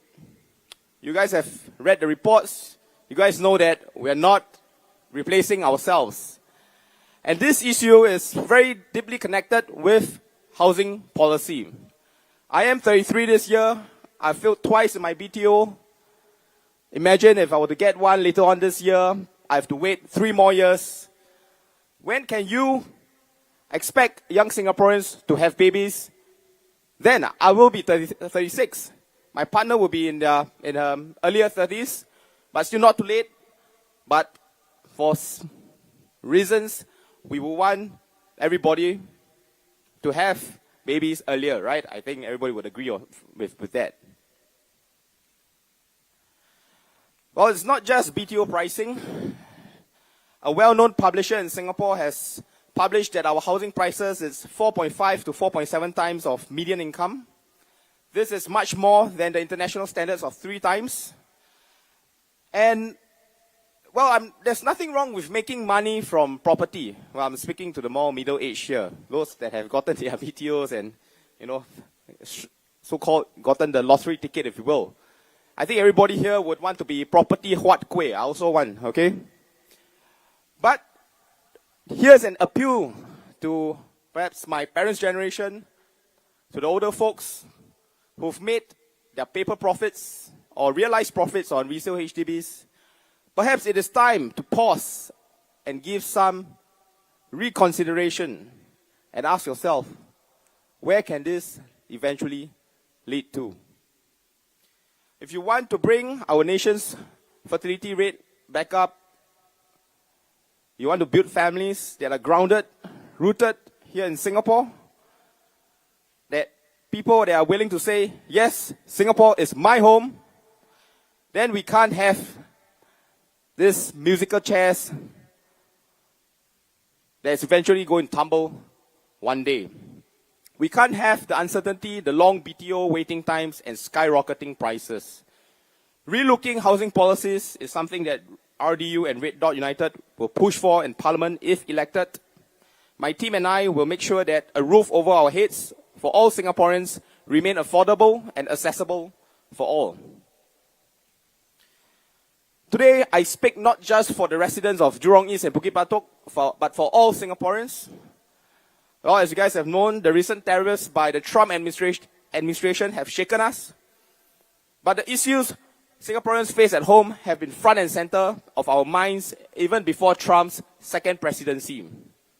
In repeatedly pointing to geopolitical issues, the PAP seems to have forgotten that there are issues yet to be addressed and resolved here back at home.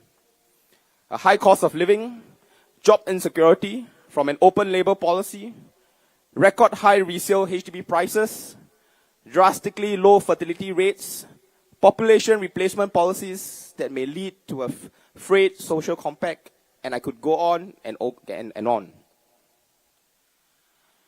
Talking about social compact and social cohesion, you guys might have read the news today. Less than 32 hours ago, our government had to step in and deal with some, perhaps, foreign election interference. In today's rising geopolitical issues, there is much at stake.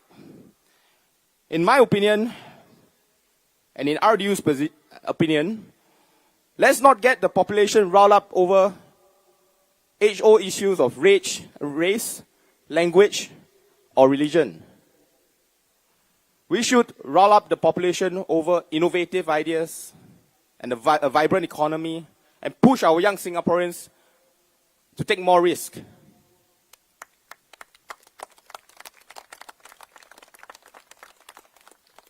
This might sound familiar to you, but bear with me. Whoever that governs Singapore must have that good sense in him.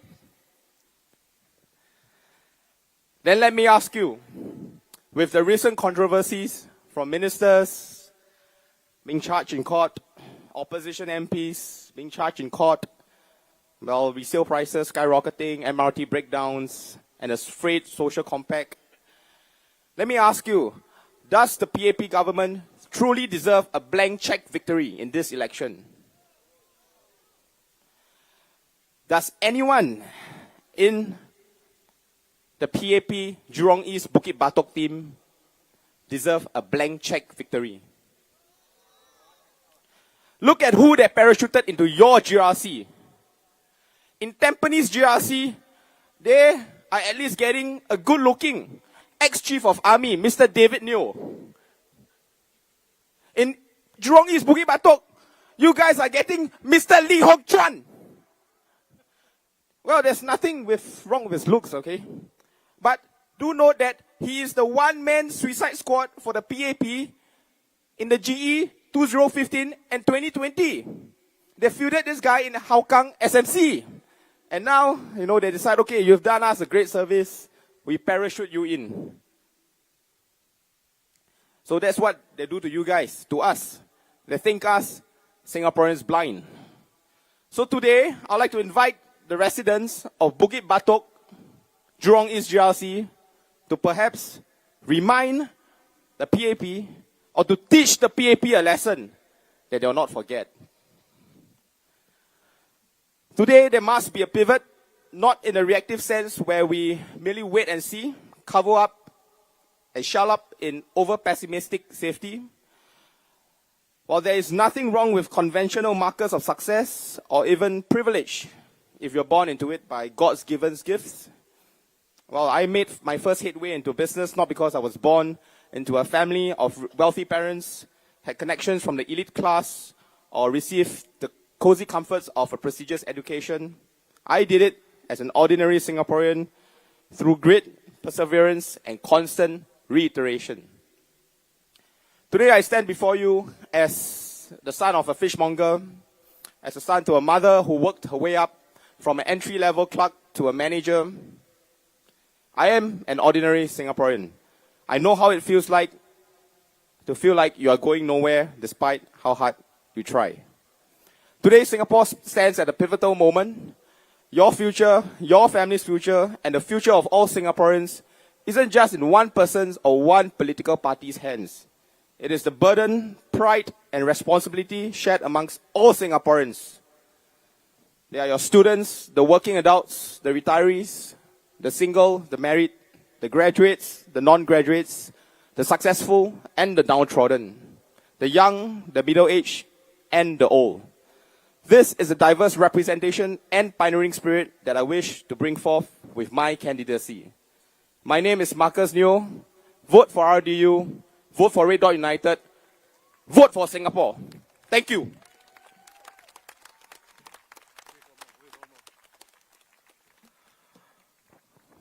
Well, residents of Jurong East-Bukit Batok GRC, you have heard from your first candidate, Mr. Marcus Neo. Now let me introduce Mr. Havish Mohanadas.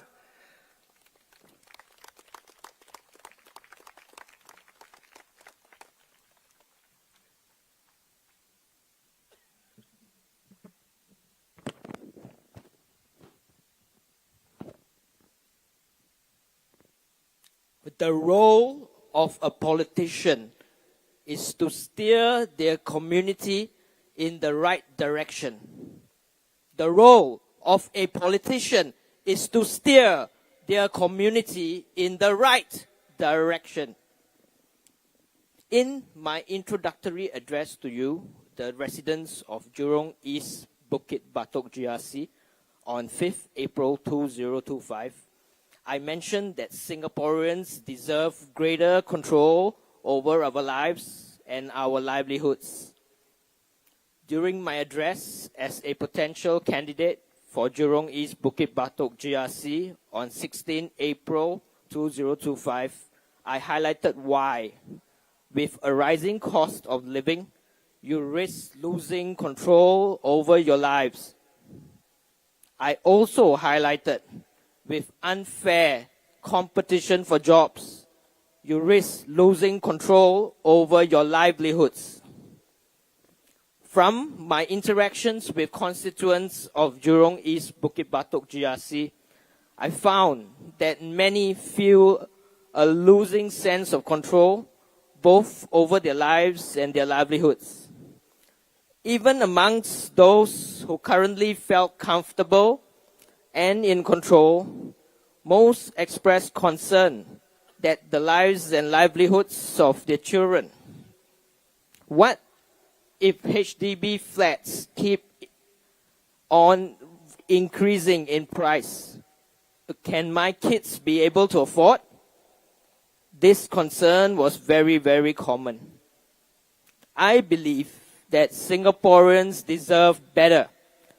We deserve greater control over our lives and our livelihoods. But how do we do this? Let me let you in on the secret. We need to iterate and iterate and iterate and iterate and iterate, and eventually we will get there. Now, notice that I didn't use the word try. We cannot keep on trying. The opposition cannot keep on trying. We need to keep iterating. When you try, you just try. You may fail. Perhaps with some luck, you may succeed. But you do not learn. However, when you iterate, you accept that you will always fail to be perfect. But you also know that you will always be moving closer and closer towards your goals. You get closer and closer towards secure housing. You get closer and closer to equitable healthcare. You get closer and closer to assured prosperity. You get closer and closer to a resilient economy. And you get closer and closer to achieving transparency in governance. Now, you can't do this blindly. When you iterate, you will need to know where you stand currently. You will need to know your goals. You will need clear, honest feedback about both your goals and where you currently stand. And then you will need to work on closing the gap. This is just one cycle. You will need to keep doing this in cycles and cycles until the gap between your goals and where you stand is small enough such that it no longer matters. Then you can take it that you have achieved success. This is the way that you work towards your goals. Those of you who have been successful will recognize this pattern. And those of you who do not yet feel successful can take heart that this is the route to success. But what does this picture miss out?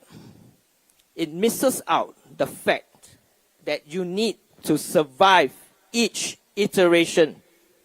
It misses out that you don't have all the time in the world. You need to survive, and you need to keep track of time.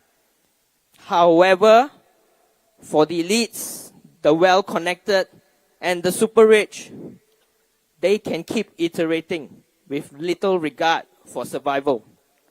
With their wealth, status, and the system in place, they can buy your time and make it work for them. But for you and I, we must make sure that we survive. We must always be cognizant that we don't have infinite time. Thus, we need to be sharply aware when the goals we seek get further and further away from us, or when the effort it takes to close the gap between our goals and the current station in life becomes greater and greater and greater. And that is when we need a new social compact. This is what Red Dot United brings to the table with its proposals. Make no mistake, there will be those who try to distract you with reductionist analogies and try to fool you, but you need to remain steadfast. The question is, are your goals getting further and further away from you? The question is the effort that it takes to close the gap between your goals and your current station in life getting larger and larger and larger? And this, I reiterate again, is when you need a new social compact. And here at Red Dot United, this is what we bring to the table with our proposals. Thank you.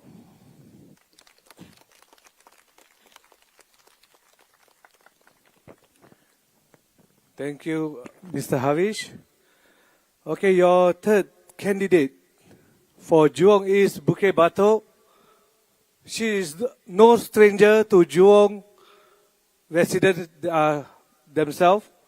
She have contested in 2020 as part of the Jurong GRC team, but sad to say, PAP like to do chop, cut, and replace the constituency. Nevertheless, she's still here, walking with you, listening to you. Let me introduce you, Liana Damira.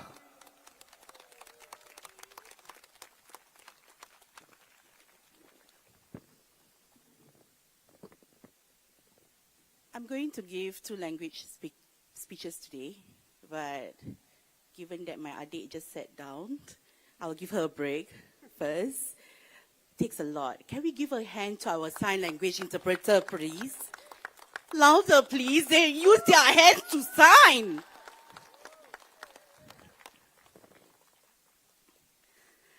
Good evening, everyone. I'm here again. My name is Liana.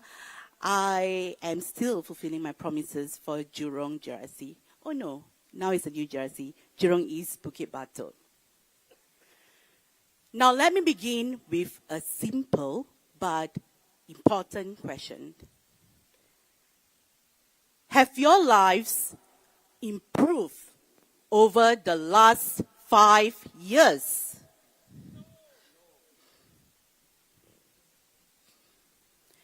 Take a moment to think about that.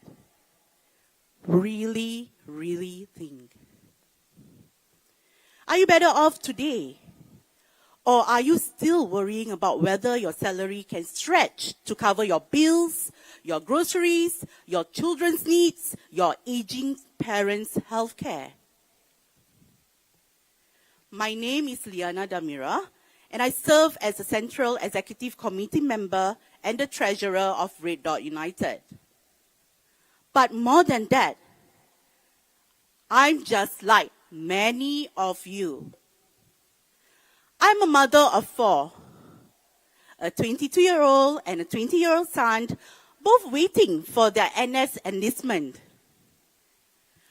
I've got a 15-year-old daughter and a cheeky 5-year-old who keeps me on my toes. I'm also a wife to a 42-year-old man who drives 12 to 14 hours a day, every single day, just so that we can put food on the table. He is one of the thousands of Singaporeans working tirelessly to make ends meet. Does this sound familiar? And like many women today, I wear many hats. I'm an entrepreneur. I run my own virtual assistance business. I'm also employed full-time as an operations manager in a non-profit organization. Some of you might know my story. Some may even read my book, Homeless, the Untold Story of a Mother's Struggle in Crazy Rich Singapore. It's not fiction. It's not drama. It's real. It's raw. It's what I lived through. I was once homeless. I was once a single mother with 3 children, raising them without support, nor a single cent of maintenance from my deadbeat ex-husband. Just greed, resourcefulness, and determination. I pulled through. My children and I, we moved on. We built a new life. But here's the thing. What I went through 15 years ago is still happening today. And that is what breaks my heart. Just a few days ago, I met a resident who told me they had to cancel their medical appointment. Why? Because they had to choose between paying for a consultation or buying groceries to eat at least one meal that day. Imagine that. In a country as wealthy as ours, people are still having to choose between food and medicine. Yes, we hear about government vouchers, support schemes, but how dignified it is to have to depend on handouts just to survive.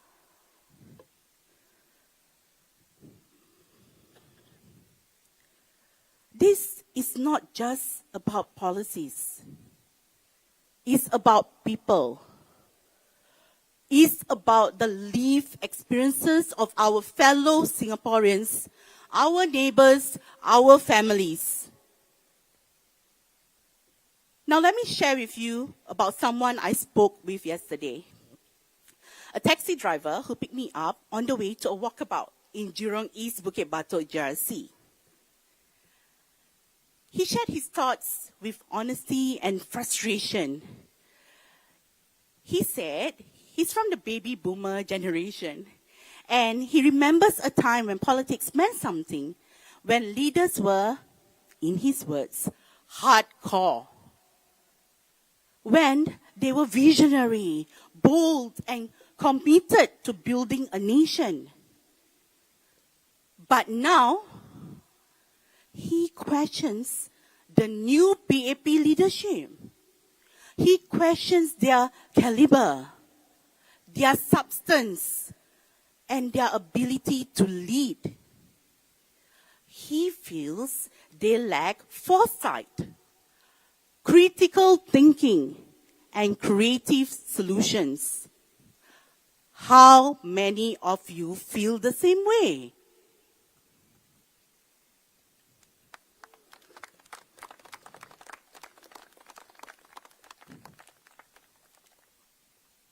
How many of you look at today's minister and wonder, what exactly do they bring to the table for Singapore's future? Now, the taxi driver said, politics used to be about nation building. Now, it feels like it's just about maintaining control and getting $1 million paychecks. And I couldn't help but agree. We cannot accept the status quo anymore. We need leaders who understand the real challenges on the ground. Leaders who have lived them. Leaders who don't just speak from air-conditioned offices, but from a place of shared experiences. My dear fellow Singaporeans, these are your leaders.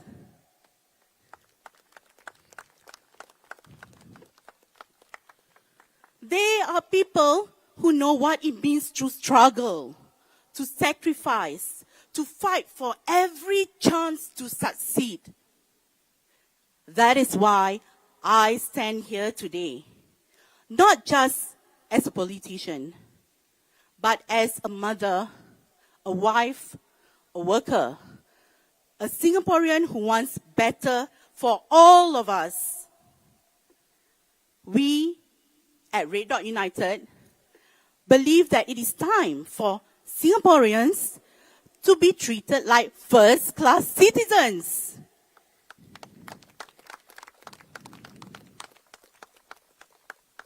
We believe in a fairer Singapore, where policies serve people, not just profits.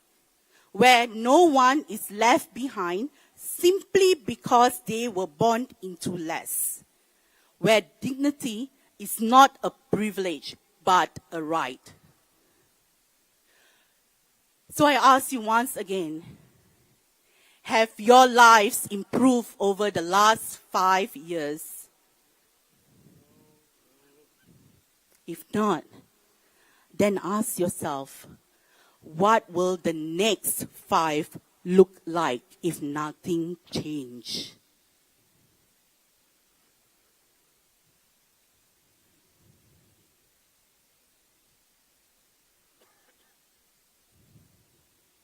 Together, let's build a Singapore that is more compassionate, more courageous, and more fair.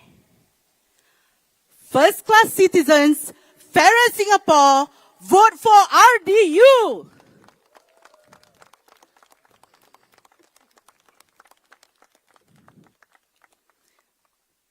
Thank you. I proceed now with my Malay speech.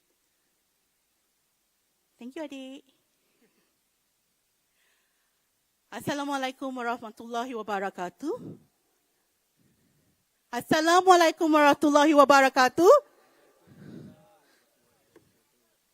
Selamat malam semua. Izinkan saya mulakan dengan satu soalan yang mudah tetapi sangat penting. Adakah kehidupan anda semakin baik dalam 5 tahun yang lalu? Ambil sedikit masa untuk fikirkan dan fikirkan betul-betul.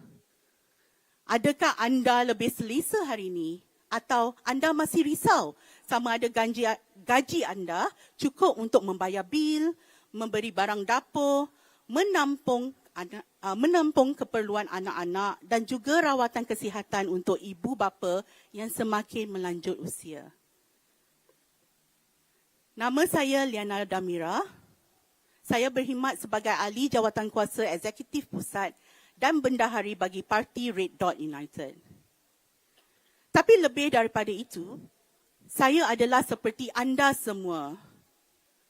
Saya seorang ibu kepada 4 orang anak, 2 orang anak lelaki berumur 22 dan 20 tahun yang sedang menunggu untuk menjalani perkhidmatan negara. Saya juga mempunyai seorang anak perempuan berumur 15 tahun dan seorang lagi yang berumur 5 tahun yang sangat lincah dan sentiasa menceriakan hati saya. Suami saya berumur 42 tahun yang memandu 12 hingga 14 jam sehari setiap hari semata-mata untuk memastikan ada makanan di atas meja. Dia adalah antara ribuan rakyat Singapura yang bekerja keras untuk menyara hidup. Ada tak antara anda yang juga melalui perkara yang sama?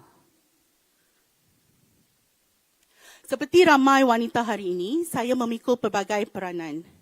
Saya seorang usahawan, saya menguruskan perniagaan dan juga bekerja sepenuh masa sebagai pengurus di sebuah organisasi non-profit. Mungkin ada di antara anda yang pernah mendengar kisah saya. Mungkin juga ada yang telah membaca buku saya, Homeless, The Untold Story of a Mother's Struggle in Crazy Rich Singapore. Ini bukan cerita rekaan, bukan drama. Ini adalah kisah benar. Ini adalah realiti yang saya lalui sendiri. Saya pernah menjadi ibu tunggal yang membesarkan 3 orang anak tanpa sebarang bantuan kewangan mahupun nafkah daripada bekas suami yang lepas tangan. Apa yang saya ada hanyalah Allah, semangat, kebijaksanaan dan ketabahan. Alhamdulillah, saya dan anak-anak berjaya keluar daripada fasa itu. Kami bina kehidupan baru, tetapi yang menyedihkan, masalah yang saya alami 15 tahun dahulu masih berlaku hari ini. Dan inilah yang benar-benar menghancurkan hati saya. Baru beberapa hari lepas, saya bertemu dengan seorang penduduk yang terpaksa batalkan janji temu pakar perubatan. Kenapa? Kerana dia perlu pilih antara membayar kos rawatan doktor atau membeli barangan dapur supaya sekurang-kurangnya ada satu hidangan untuk dimakannya pada hari itu. Bayangkan, di sebuah negara yang kaya seperti Singapura, masih ada rakyat yang perlu memilih antara makanan dan ubat. Ya, memang ada voucher kerajaan, ada skim bantuan. Tetapi sejauh mana bermaruahnya hidup kita jika kita perlu bergantung kepada bantuan semata-mata untuk bertahan. Semata-mata untuk hidup. Ini bukan hanya soal dasar atau polisi. Ini soal manusia. Soal kehidupan sebenar rakyat kita, jiran kita, keluarga kita. Izinkan saya kongsikan satu lagi kisah. Semalam, saya menaiki teksi untuk ke sesi walkabout di kawasan Jurong East-Bukit Batok GRC. Pemandu teksi itu dengan jujur dan penuh perasaan berkongsi pendapatannya. Dia kata dia dari generasi baby boomer. Katanya dulu politik tu ada makna. Pemimpin dulu, dalam katanya sendirilah kan, hardcore, berwawasan, berani dan benar-benar ingin membina negara. Tapi sekarang, dia persoalkan kepimpinan PAP yang baru. Dia persoalkan kualiti mereka, kebolehan mereka dan keupayaan mereka untuk memimpin. Katanya, mereka kurang daya fikir jarak jauh, kurang pemikiran kritikal dan tiada penyelesaian kreatif. Berapa ramai antara anda yang rasa perkara yang sama? Berapa ramai yang lihat menteri kita hari ini dan tertanya-tanya, apa sebenarnya yang mereka bawa untuk masa depan Singapura? Pemandu teksi itu juga berkata, dulu politik tentang membina negara, tapi sekarang rasa macam hanya tentang kekalkan kuasa dan dapat gaji berjuta-juta sahaja. Dan saya tak dapat nafikan, saya setuju dengan apa yang beliau katakan. Kita tak boleh terus terima keadaan sekarang ini. Kita perlukan pemimpin yang benar-benar faham cabaran rakyat. Pemimpin yang pernah merasai susah senang itu. Yang bukan hanya bercakap dari pejabat berhawa dingin, tetapi dari pengalaman hidup yang sebenar. Saudara dan saudari sekalian, mereka di sini adalah pemimpin anda. Mereka adalah insan yang tahu apa itu berjuang, tahu erti pengorbanan dan tahu betapa sukar untuk berjaya di era ini. Itulah sebabnya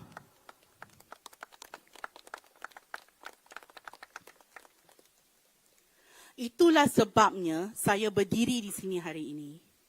Bukan sekadar sebagai ahli politik, tetapi sebagai seorang ibu, seorang isteri, seorang pekerja dan rakyat Singapura yang mahukan masa depan yang lebih baik untuk kita semua.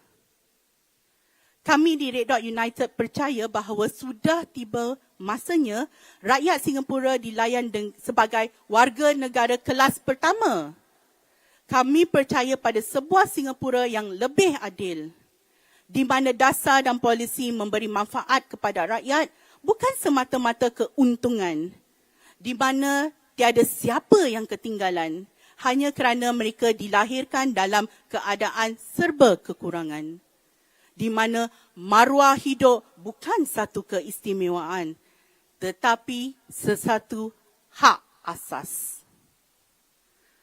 Jadi saya tanya sekali lagi, adakah kehidupan anda semakin baik dalam 5 tahun yang lalu? Jika tidak, tanya diri sendiri, bagaimanakah 5 tahun akan datang jika tiada apa-apa pun yang berubah? Ayo kita bina Singapura yang lebih penyayang, lebih berani dan lebih adil. Warga negara kelas pertama, Singapura yang lebih adil, undilah RDU. Terima kasih.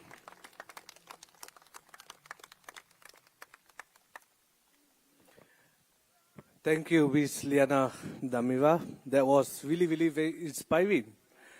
Okay, before we proceed on for the other two candidates in Jurong East-Bukit Batok, may I call for all Singaporeans here, especially in those watching us live over the internet, as well as over here at the Valley sites in Bukit View Secondary School. You can head down to our website at www.red.united.sg to get to know more about us, to get to know the manifesto that we have presented, as well as our shadow budgets. All these things will not be make it happen. Okay, Ravi cannot make this happen without donations from the general public. Your donations to Red Dot United means a lot to us. It's not only about building up the party. This donation is to determine the future for you, your children, and your grandchildren in years to come. Red Dot United will always be here to fight and give each Singaporean a fairer chance in life in Singapore and make sure that our government is accountable for their actions. So I do urge and call for the donations for you with your generosity to donate with us through our website at www.red.united.sg. You can make it by PayNow. And now, without further ado, let me just introduce to you. He's an artist, a freelance artist, a dedicated, passionate guy who loves Singapore. Mr. Ben Phua.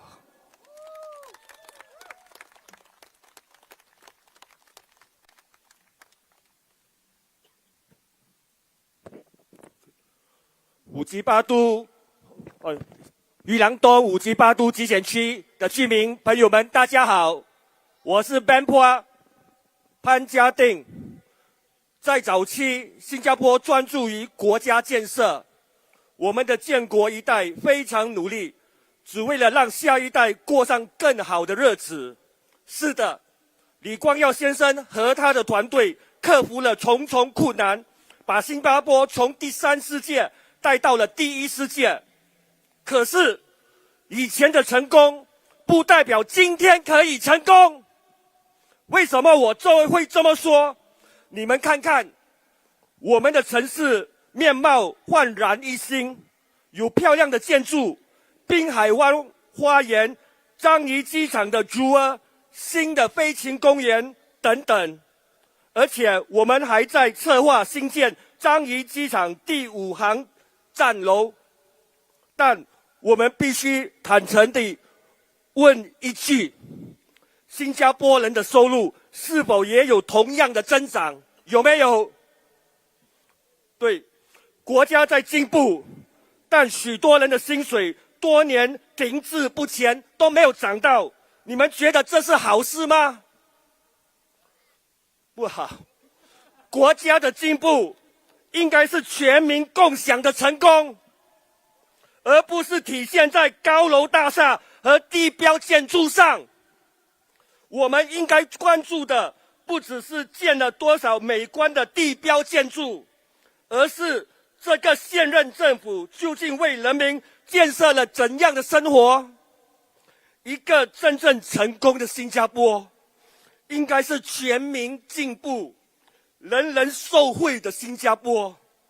还有，请大家记住，无论是执政党议员还是反对党议员，都可以做基层工作，参加活动，跟你握握手，跟你说嗨嗨拜拜，在社区里露露面子。但是，在基层出现和真正改善人民生活是两回事。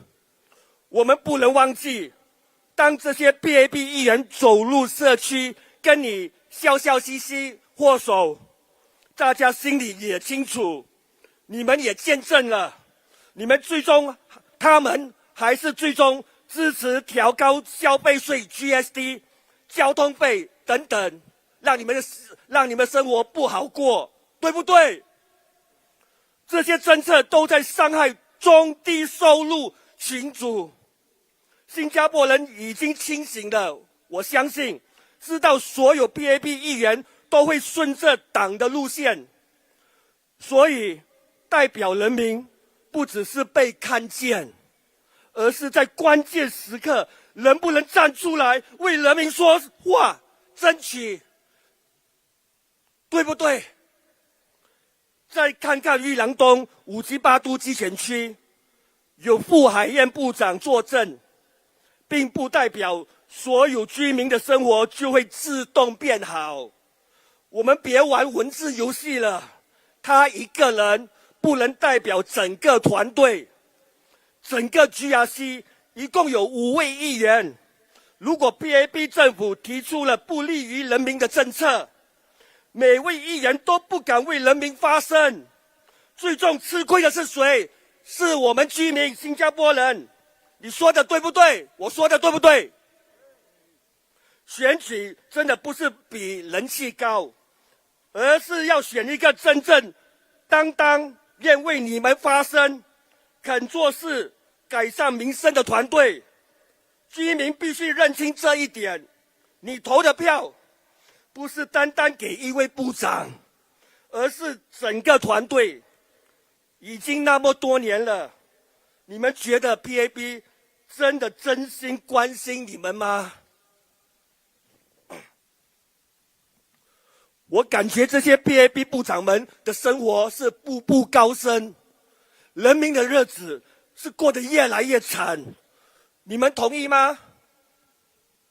如果我们想要一个更公平的、更有进步空间的社会，社会上更富裕的人，那些超级富豪也必须准备做好承担更多责任。合理设计的财富税，对，合理设计的财富税不会让有钱人受不了，却能大大改善基层和弱势群体的生活。只有这样，我们才能打造一个属于所有人的社会，而不是服务少数群体。你们同意吗？我也想强调，像有盖走道、无妨碍通道、绿化这些硬件设施，任何政党都会推动这些基本服务的，这是普通常识。不管你是反对党也好，还是执政党人民行动党，都会这样做的。人民行动党不应该将这些当作政绩炫耀，对，不要当作这个政绩来炫耀。真正值得评价的是，政府如何通过制度和政策来改善普通人的生活。最后，让我和我的团队进入国会为你们发声，让我们一起争取更公平的社会。支持红点同心党，请投我们一票，谢谢大家。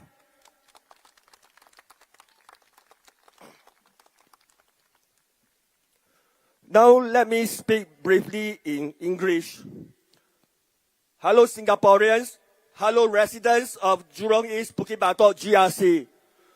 From the past to today, our skyline is transformed greatly. We have beautiful buildings, gardens by the bay, the jewel at Changi, a new bird park, and plans for Changi Airport Terminal 5. But let's ask ourselves honestly, has the people's income grown in the same way? While the country moves forward, many workers' salaries have stayed stagnant for years.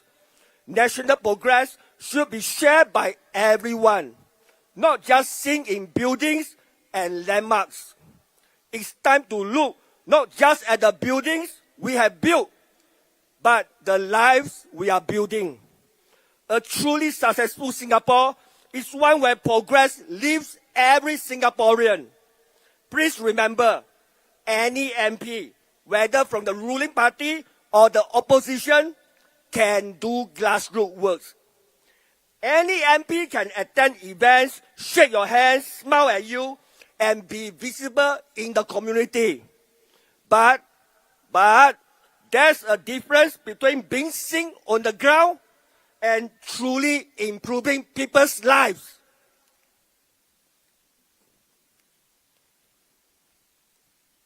Yes, it's easy for ruling party PAP MPs to appear popular. But let's not forget, PAP MPs will say they walk the ground and yet still vote for things like GST hikes, transport fare hikes, policies that hurt the middle and lower income groups the most. And when it comes down to it, PAP MPs will always toe the party line, even if it means voting for policies that will make your life harder. Do you agree? Representation isn't just about being seen. It's about standing up when it matters. What do you think? They deserve to be our MP? So let my RDU team and I enter Parliament to speak out for all of you. All Singaporeans should live a dignified life. Everyone living and working in Singapore should be treated fairly. Let's work together for a fairer society. Support the Red Dot United. Please cast your vote for us. Vote Red Dot United. Vote RDU. Thank you, everyone.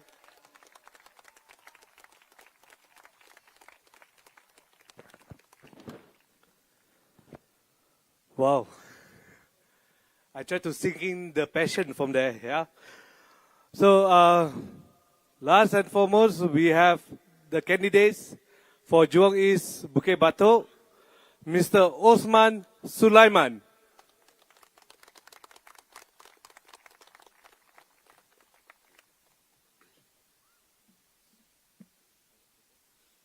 Okay. Good evening, voters of Jurong East and Bukit Batok. My name is Osman Sulaiman. I'm one of the candidates contesting in this GRC, and I've contested the past 3 elections. And surprisingly, today, the issues of the past is still valid today. And you know why this election, the PAP has always make it a rush affair, right? They want to make it as short as possible. It is because they know that they are not as strong and formidable as some of us would like to think they are. How else can you explain? How else can you explain the rush election period of 9 days, the gerrymandering of the electoral boundaries, and the longer airtime the PAP has on political broadcasts?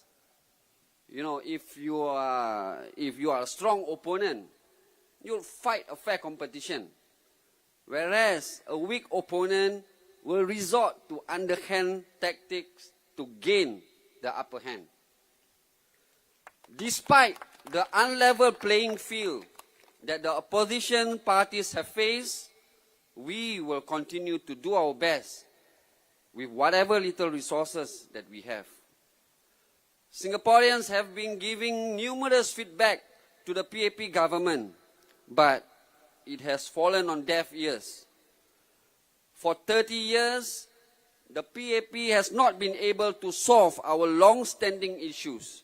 In fact, it has worsened over time. They boast that they have a track record second to none, which is true. But please also be reminded that these track records include the downward spiral of our fertility rate, the increased income inequality, the higher cost of living, and the skyrocketing prices of flats, and expensive healthcare, and most importantly, the stagnation of your wages. So these are their track records too.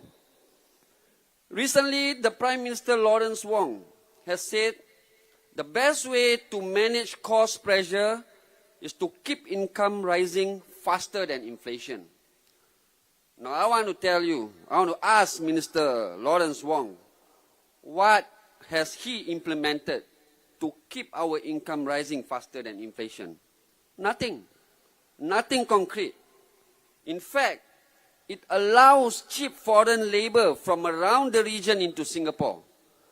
Without implementing minimum wage locally, this is a slow death for the working class.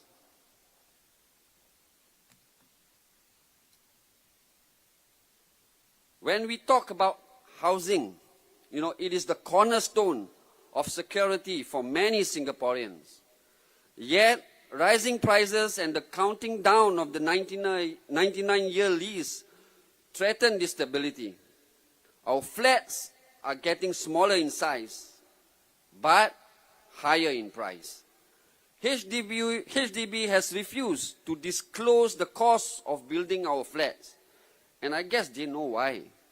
I'm sure they know why they refuse to disclose this figure to us, because they know that this is a money-making machine for them. They can say that as a whole HDB is in deficit, but what we want to know is the cost of building our flats. Because I think the government shouldn't make money by providing public housing. The government has not been able to solve the high cost of housing. And it is always rigid in its implementation of reform, preferring instead to tweak the system rather than holistically revamping our housing policies. How many times have the government deployed the cooling measures? ABSD, BBDC, ABCDE, all. The price of our house is still rising. So in RDU, we actually propose that HDB estate should be eligible for SERS. We also want to introduce a rent-to-own scheme for lower income groups and young singles, and recommend restriction on resale purchases by new citizens and PR. This will allow Singaporeans to prioritize long-term housing supply for Singaporeans. So, my dear Singaporeans, the rising cost of living isn't just a number. It is a wake-up call. But the government has fallen asleep. It allows the cost of living to continue to rise. And it is time to build an economy where opportunity doesn't come with a price tag. You see, just last year, the SP Group has posted that it made $1.1 billion in 2024. It's billion, not million. $1.1 billion in 2024. But yet, our water and electricity tariff keeps going up. While corporations post record profits, working families like us, we clip coupons just to survive. That's not an economy, it's exploitation. And we, in Red Dot United, are here to change it. No families should have to choose between medicine and meals. Tackling the cost of living isn't a slogan for us. It is our top priority. With more opposition candidates in Parliament, we are able to scrutinize policies in detail. Data should be made transparent so that full public discourse can take place. So you see, when each time the opposition parties, the alternative offer an alternative solution, the PAP keeps repeating the old rhetoric. It will bankrupt the country. It's bullshit. The PAP of today is not the frugal party it once was. Millions of public funds have been wasted. which if we put in the right place, it can be channeled towards funding more social programs and creating a first-class citizen.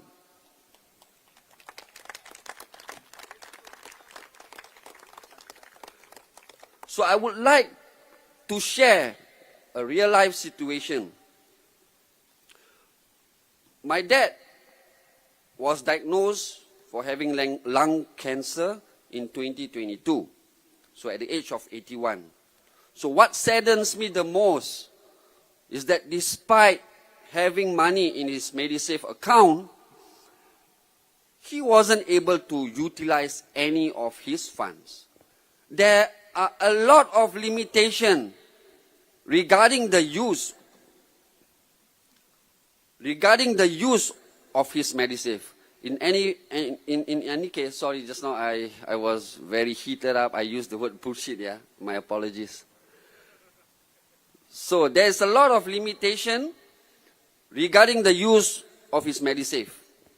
This put a strain on his finances at that time, and obviously feeling indignant that he has to skip doing some of the treatment. So he has decided, to do away with treatment altogether, despite our assurances to him that we can afford, the children can afford his treatment. But he is a proud man. He is more upset that when he has the money in MediSave, he cannot utilize it for his operation. So healthcare should be a right, not a burden. This is why RDU in our manifesto outlines reforms to ensure Medifunds is more accessible, expand our MediShield life to include mental health and chronic disease treatment, and cap out-of-pocket healthcare costs.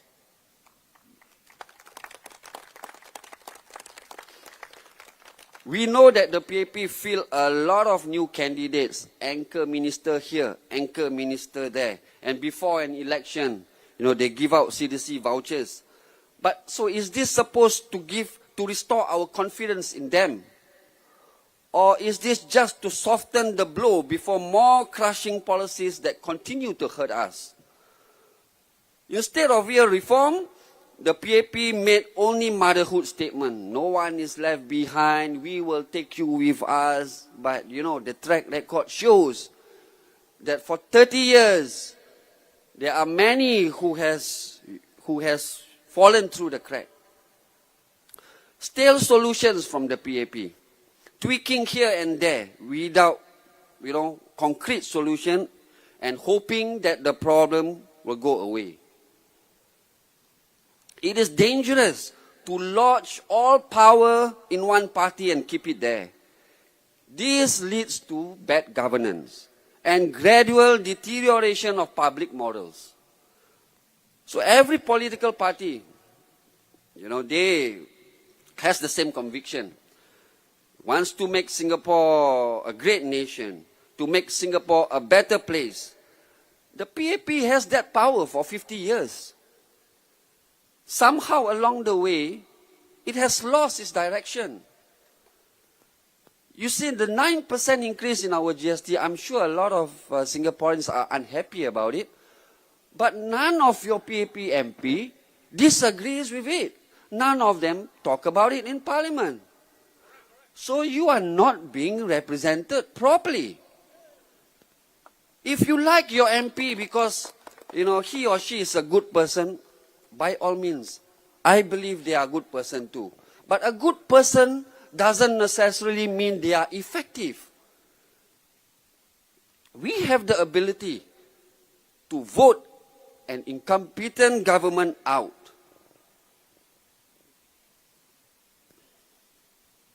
As an example of the PAP's policies failure, the fertility rate, as everyone knows, is 0.97%. And we cannot replace ourselves. So the PAP has taken the short-term solution by granting foreigners citizenship in Singapore. It's fine. But what is the long-term solution? Because if we keep doing this, Our identity as Singapore will be gone by the fourth or fifth generation. So instead of offering concrete solution, they are taking the easy way out. So Singapore needs a new social contract, one that restores fairness, dignity, and the security to every citizen. Dear voters of Jurong East and Bukit Batok, RDU offers a clear, people-first alternative to the status quo, where every Singaporean is treated as first class, and we take town council management very seriously. So this election provides you, the resident of Jurong East and Bukit Batok, a real choice. We need your support, and every single vote counts. If Hougang voters, residents are called warriors for voting the opposition party, and then on the 3rd of May, 2025, Jurong East and Bukit Batok voters will be the paladins of the West. Vote for Red Dot United. Thank you and good night. Okay, thank you, Mr. Osman. Okay, that is all the 15 candidates. Before we make a move, let me just recap again. All the 15 candidates for Red Dot United. From Holland Bukit Timah, Mr. Sharat Kumar. Emily Wu. Nizar Subail. And myself. Jurong Central SMC, Ms. Kala Manikam. Nisun GRC, Dr. Syed Alwi. Dr. David Fu, Mr. Pang Heng Chuan, Ms. Sharon Lin, and Mr. Ravi Philaman, as well as Jurong East-Bukit Batok GRC, Mr. Osman Sulaiman, Mr. Ben Pua, Ms. Liana Damira, Mr. Harish Mohanadas, and Mr. Marcus Neo.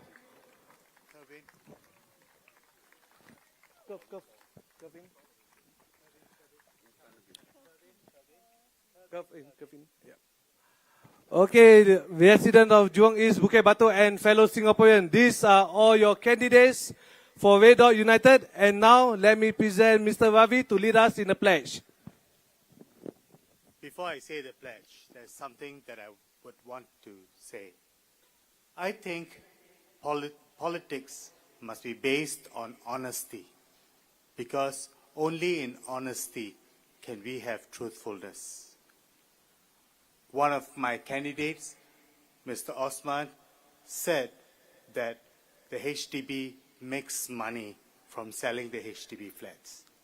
That is a perception that many Singaporeans have. The government has refuted this claim, and it has put up clarifications on its website saying why it does not make money. Despite all these clarifications, people still do wonder why a 3-room HDB flat is on the resale market for over $500,000. That is a real issue. Don't you agree? I think what is needed today is that we don't have a vision to go forward. That is the real issue. In the past, we used to have the 5 C's. Even if they were not perfect, they were still tangible things to hope for, to aspire towards, to dream towards. They were the cash, condo, credit card, country club memberships, and cash. But today, look at the 5 C's that we are told to look forward to. What are they? Cash handouts, CHAS card rebates, conservancy rebates, CPF top-ups, and CDC vouchers. Where is the dignity for Singaporeans in living like that? Instead, RDU asks that Singapore and Singaporeans forge a new social compact. One that is based on collective prosperity, one which places citizens' dividend at its core, one where comprehensive housing reset is made, one where caring healthcare is at the foundation, and one in where civil freedom is at the core of it. This new social compact is based on housing security, on equitable housing, assured prosperity, resilient economy, and transparent governance. Dear Singaporeans, we need a new Singapore. And Red Dot United is committed to building this new Singapore. A few days ago, Prime Minister Lawrence Wong paid a little tribute to Red Dot United. He said that in this election, besides the Workers' Party, Red Dot United has fielded the largest slate of candidates.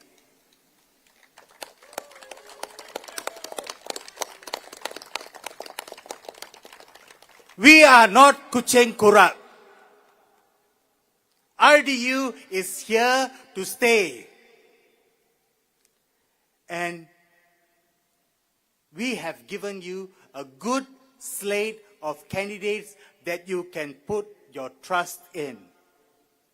In our slate there are PhD holders, there are captains of industries, there are entrepreneurs, and of course, there are very young Singaporeans.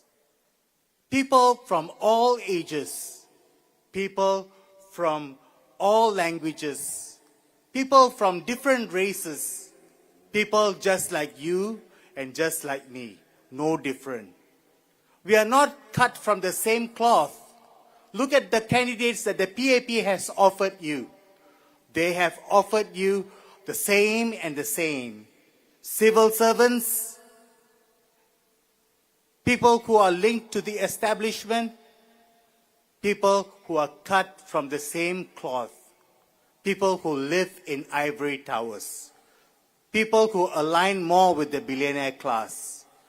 Do you think they will make life better for you?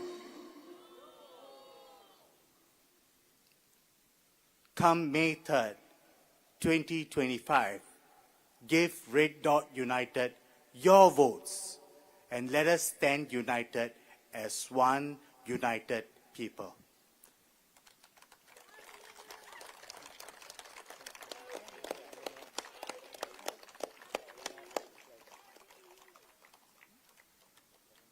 And towards that, let us take our pledge together. We, the citizens of Singapore, pledge ourselves as one united people, regardless of race, language or religion, to build a democratic society based on justice and equality, so as to achieve happiness, prosperity, and progress for our nation. Thank you, Singapore. Thank you, everyone. Red Dot United. Red Dot United. Red Dot United. Red Dot United. Red Dot United. Thank you, everyone. A very good evening to you. And we'll see you again at our next rallies. We'll see you on the ground. And you can catch our action on our website. Thank you very much and good night. Good night.